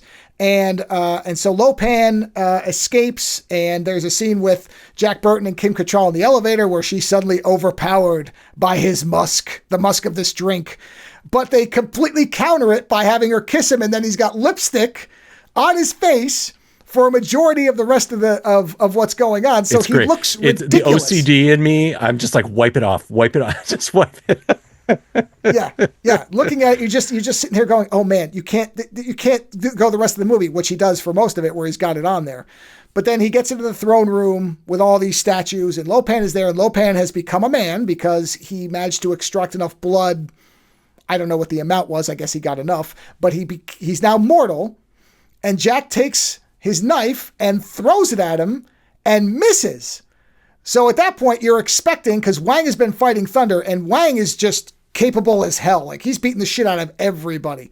So logically, you probably think Wang is going to run in and fight Lo Pan because Jack is being ineffectual as usual. He shot at a ceiling and knocked himself out. He stabbed a guy who fell on him. He couldn't do anything. So all that makes you think, okay, Wang's going to come in. Lo Pan picks up the knife, throws it back, and then going right back to the beginning of the movie, Jack catches it, whips it back, and hits him in the head. So it's almost like Jack is ineffectual with weaponry unless you use it against him first. And then he seems to get really good with it. And so Lo Pan dies. Just that's it. He got what he wanted, and it killed him. So all this, the bluster, I'm going to rule the universe, all that stuff. Yeah, except now, all somebody's got to do is give you a mortal wound and you're dead. Whereas before, as far as we could tell, it was probably impossible to kill him. It wasn't fun to live as him, but he was immortal. And now dead almost by his own hand because the knife got whipped back at him. And then we get all those statues collapsing. And it's a great scene visually. I mean, you can kind of see where they're doing it, but it looks great. It's awesome. Yeah, and it's a classic kind of like ending, like getting towards the end of the movie. There, the main villain is like killed, and then you have, for some reason, everything falls apart. Like after that happened in so many 80s movies and 90s movies, and still some today, where it's like, okay, the main bad guy is dead, and now everything's falling apart. Yeah, and then Thunder comes in, and he's so distraught over the fact that that Lo Pan is dead because Lightning has unfortunately been killed by now. Rain has been killed by now. So all that's left is Thunder. And Thunder basically blows himself up. Or wait, is the Rain? No, maybe Rain dies after Thunder. Maybe Rain is the last one to die. I can't remember the order now. Yeah, I think he is because they're escaping. And then Lightning shows up and is like shooting light. I mean, he's so cool, man. I fucking love Lightning. He does this thing where he incinerates this metal grate that falls down behind him, which is probably one of the most beautiful shots in any John Carpenter movies when he's walking and the thing is behind him and he's shooting lightning off his. Oh my God, it's so great. Because at first, you don't really see he's been shooting the ceiling, but you don't really know what's up there. And then you just start to see the ceiling swell and it just comes down as this big metal thing and he's in front of it with, I think, lightning in his eyes and on his hands. And luckily, Egg shows up and gets them out and drops a statue on his head. And then they manage to find Jack's truck. And he happens to have a spare key, luckily, and then they escape. And that's pretty much the end of Lo Pan and his entire threat. It's just over with now. The cops are showing up, but we don't see any of the aftermath of that. We just see cops showing up, and Jack just kind of makes a right turn. And then essentially we cut to the end of the movie, and Wang has his fiancée back. Jack has his money, nothing or triple. And Egg has defeated, however long he's been alive, this mortal enemy. So it's kind of a weird scene because there's a part where he's like, well, I'm going to hit the road. And Gracie says, well, maybe we could get a little place together. And he's like, yeah, it won't work. So he's leaving by himself. And really, Wang, of everybody, is the only one. And Eddie, I guess, has the reporter, whose name I can't remember now. She's sort of a minor character who's, I don't know. She's sort of a weird character in this movie. She's just kind of there to be there, but he's with her. So I guess Eddie gets a happy ending too. But again, that's sort of the secondary thing. But really it's Wang gets his fiancée back. And then we get this great dialogue where basically we're going to have it. There's conversation between Jack and Egg, and then conversation between Wang and Jack that kind of really is the ending of the movie. I'll be right back. Hey, where you going, Egg? My work's done. Lo Pan is dead and the evil spell's been lifted. Years ago, I promised myself a long vacation and it's time to collect. Well, why don't you go on over to China, visit the motherland? Well, China's in the heart, Jack. Wherever I go, she's with me. So, what are you gonna call it? I don't know. Maybe you can come over to my place later and help me find a title. There, Jack. Nothing a triple. Nothing or double. Triple. You earned it. You're right, I did. Thanks, Wang. Well, last chance. I'm a rich man now. Give up the open road, sell my truck, settle down. Couldn't have that on my conscience. The only way it might work is if you buy a bigger truck. One with a cozy little apartment in back, just big enough for two. Sounds pretty great. But you know something? Sooner or later, I rub everybody the wrong way, and... Well, let me think about it.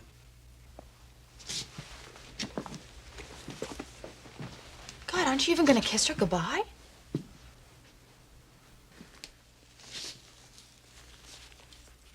No. See you around, Burton.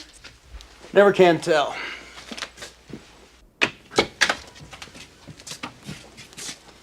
Bye, Jack.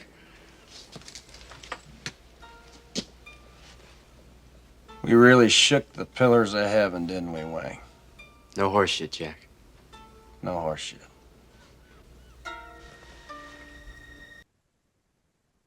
Yeah, I mean, this is such a Carpenter character. I mean, I know Richter is the writer, but this is such a Carpenter ending, such a Carpenter character.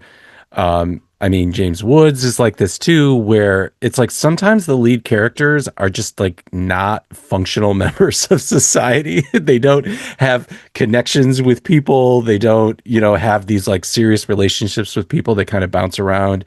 And, Pliskin's that way too, even, where he's just kind of like, he is actually a really pretty horrible criminal and everybody knows him, but he just doesn't really like associate with anybody. He doesn't seem to have any associates. So yeah, I think this is like the Carpenter ending. This is like the ending Carpenter would want. And yeah, I think it was like wherever I go, China is in my heart. I feel like that is the mysticism of this all. And that's completely lost on Jack. He's like, yeah, I'm just going to I got my money. I got my truck. I'm just going to keep it on. No reason to change. Like he wasn't changed by any of the magical, amazing things that he saw. He was like, great, I can get back to doing what I was doing before. And that's the interesting part about it is it feels like if Wang wasn't there, it's a classic Carpenter ending, which is very kind of cynical and loner-ish, the loner on the road again.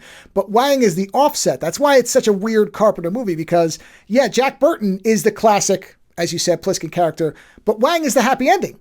He got the girl back. Like he's going to have it seems like a good life. Lo Pan's dead. Wang's making out the best of everybody, which again is where you get into that idea of, well, who's the main character? Even though Jack appears to be, which even that you can get into heavy cynicism with that is, okay, is that because American audiences would not accept an Asian lead at that point? And so they just basically used Burton as who knows? But it works in the movie's benefit because again, if you actually look at it, the real kind of winners of the story is A won and Wang got his girl back and the evil is defeated. So you would assume that now whatever simmering, I assume maybe there's other evil creatures out there, but Lo Pan seemed to be the one everybody was really the most concerned about, at least right now. That's all done. And so Jack, as a character who really didn't do much, just goes off continuing to do what he was doing before. And like you said, learned nothing and got paid. And that seems to be all he really cared about to begin with. So I guess he got a happy ending too, although now he has a monkey creature that's attached to his truck, which doesn't feel like sequel bait. It almost feels like, oh, he's going to get killed in 5 miles because he's a buffoon. So it all works out the way it's supposed to, I guess. Or he's just not even aware of like, he's just going to keep going on living his life and he doesn't aware that there's this magical thing on his truck. You know what I mean? Like he would go, he'd drive around for months and not know it was up there and just like not see it because he's not interested in seeing the that side of it. There is sort of a what feels like very Carpenter joke in that him getting killed by something that he just professed not to believe in the whole time. And then that's what kills him. This thing just like wrenches his head off and throws it into the ocean and then goes on its merry way doing, I don't know what that creature does with no Lopan around. So that's a whole movie on itself. Is that just a wandering monkey creature who gets into odd adventures and climbs the Empire State Building? I don't know. I don't know what that thing's doing. Zany madcap adventures. Yeah, this, by the way, though, this ending reminds me of the end of Vampires, where the father and James Woods are kind of like talking. There's the serious scene with Montoya where he's like, I'll give you 2 days head start. And there's the wonderful music behind it where it's kind of like the two gunslingers are kind of like, I'll give you a day's head start, but then I'm coming for you. And then there's, in Vampires, there's a wonderful scene with the father who is kind of like the Wang character, who's like he's a religious man, but he's also lost his way. And he's also kind of naive. And James Woods is just like an asshole. He's just an asshole. And so and the fact that the father kind of becomes a little bit more jaded and becomes a vampire hunter, like at least with that, there's some like growth between the characters. You know what I mean? Like this is just like, you're right. Like Wang was able to make it through and make out. And, Jack is just unchanged. Yeah, it does feel like Vampires is where he took the Jack Burton character and then grafted himself onto it and was like, okay, if I was in this situation, this is what I would do. So yeah, there is definitely a relationship between a lot of his lead characters where they're deeply bitter, not necessarily nice people. And so do they deserve to have anybody, or is this the outcome when you are this person that you basically, I don't even know if John Carpenter is married.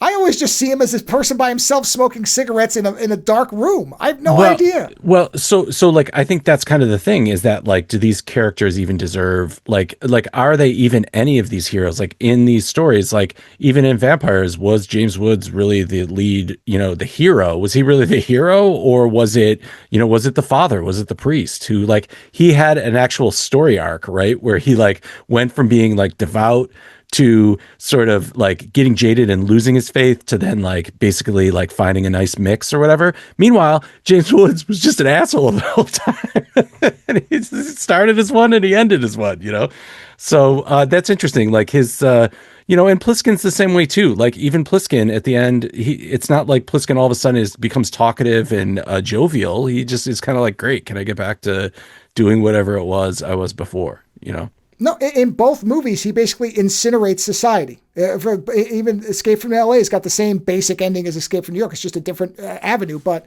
it is the kind of, well, fuck everything ending. As long as things are the way I want them to be, it's all fine. Screw everybody else. So it is.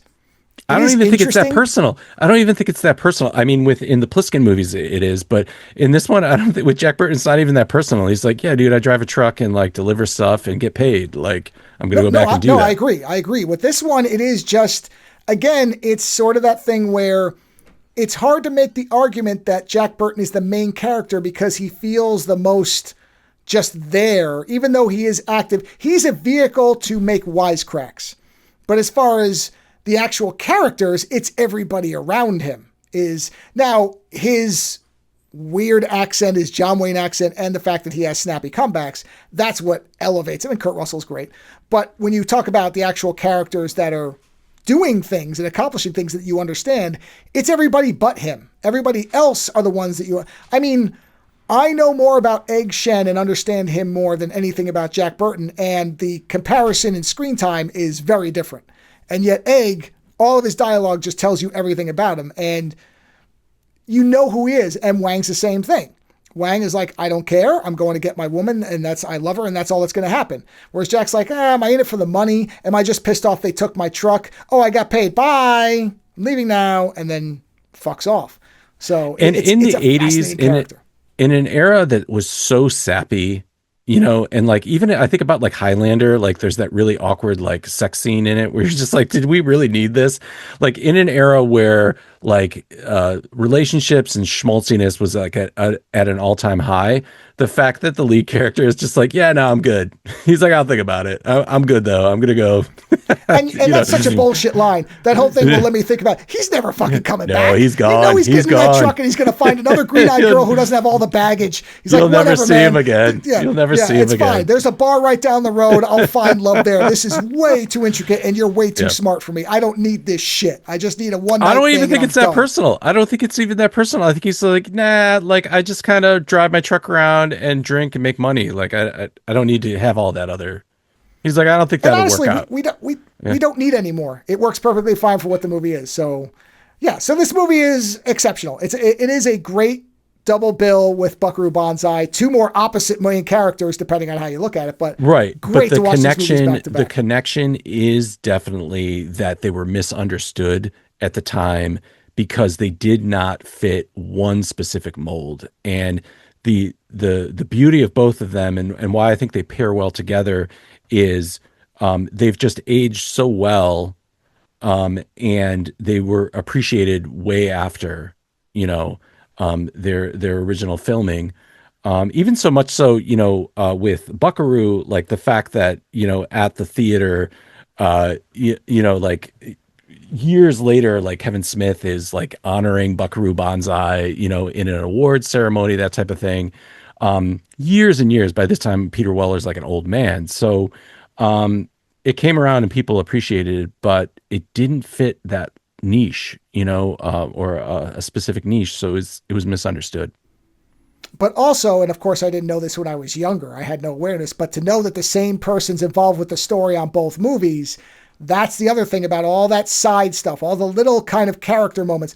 Well, now it all makes sense. You had the same people involved, or one person who was involved in both productions. So now that makes it a lot more clear to me why these movies did feel like they were close, even though in many ways they're very, very, very dissimilar. But there's those kind of touches that make it one thing. I think it's the Carpenter. If it was a different director, if a different director besides Carpenter did Big Trouble, it probably would have felt more like Buckaroo, where I think Carpenter just brought his edge to it. And so it's very much a Carpenter film, not so much indicative of what Richter had done previously. So what we're saying in summary is you should watch these movies close together because there's more about them that's similar than you might think. If you haven't watched them, especially together in a while, they actually have a lot that's in common with them. And they're both just great movies, both misunderstood, both very hard to describe to people. I would say Buckaroo is probably the harder one to explain, but honestly, neither of them is a simple, well, if you like this, you'll like this. There's not many movies you can compare. And in fact, maybe you can only compare them to each other in terms of, well, if you want to see movies that are just this close to being at war with themselves, these are two movies that do that. So even saying movies that could never be made in 2026, like just movies that people would be like, I don't think we want to, maybe a deep Netflix series, lower budget.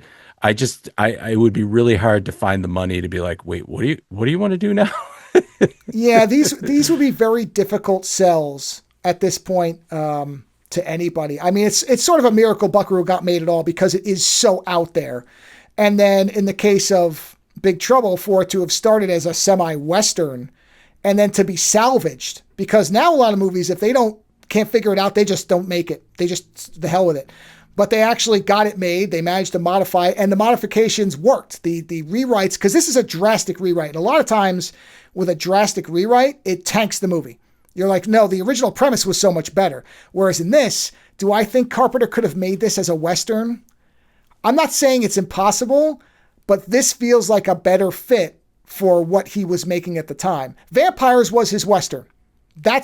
So if he'd made this, he might not have made Vampires. So again, it seems like maybe the things unfolded the way they needed to. So, but just a dynamite set of movies to watch and talk about. So, Doug, I will remind everybody that Electric Rodeo Revival is out now to purchase. The process is in season 7, right? 7? Season 7. Lucky sevens. Season 7. Thanks again for coming on and talk about these films that we both love. It's always a blast. So much and fun. it's great when I can talk to somebody about music who knows what the fuck they're talking about. Unlike me, who's like, well, I don't know. Did he just hit a guitar with a sledgehammer and that's how that sound gets made? That's how music works, right? Yes. Yes. The answer is yes. The answer is yes. The answer is yes. So for everybody else, if you've never seen either of these movies, which I say that like it's incredulous to me, but I keep forgetting that younger people don't watch older movies, and this is now an older film. So, because these are both now 40, what year was Big Trouble was? Where Lightning is dead. So, some of the Lightning and Rain, I think, are both dead. So I'm just saying, like, there's actors that are no longer with us who appear in this film. Yeah, because Buckaroo Banzai is now 42 years old, incredibly. And this movie is just short of 40. It was 89, so it is 37 years. Got my math. Wow. Yeah, that's right. Oh, my math's right. Wow. So at this point, these are classic films, kind of. They're older movies. Yeah, so it is possible. This is the thing I forget about, where I'm like, well, who couldn't have seen Buckaroo Banzai? I think is the one that even people of our age may not have seen because it was regarded as such a weird movie. I agree. But Big Trouble, you and I assume, who hasn't seen that? Come on, it's John Carpenter. Yeah, then we look in the mirror and go, oh, shit. Yeah, that's right. So if you are a youth and you've stumbled across this video, a youth, and you have incredibly stayed here for 4 hours now, the bottom line of all this is you're going places. You've got the commitment. You. I'm talking to you, person who's at the end. You are the person who will appreciate these movies. Yeah. Because you stuck this shit out this whole time. Yeah. Which is incredible on its own. So make it a point to see them. And yeah, I would say watch one night, watch the other the next night. It doesn't even matter what order. They're just great movies to watch together and appreciate all the little interesting stuff about them that, as Doug points out, probably could never happen again. That's the best part of weird movies like this, is there's movies, they've made a version of this every decade. It's just slightly different because of the style and the times. But then movies like this, no, these aren't ever getting made again. Not like this. And that's what makes them great. And you should watch them as soon as you can if you haven't. On that note, we're done talking because it's been a while. So thanks for being here. Go watch some movies.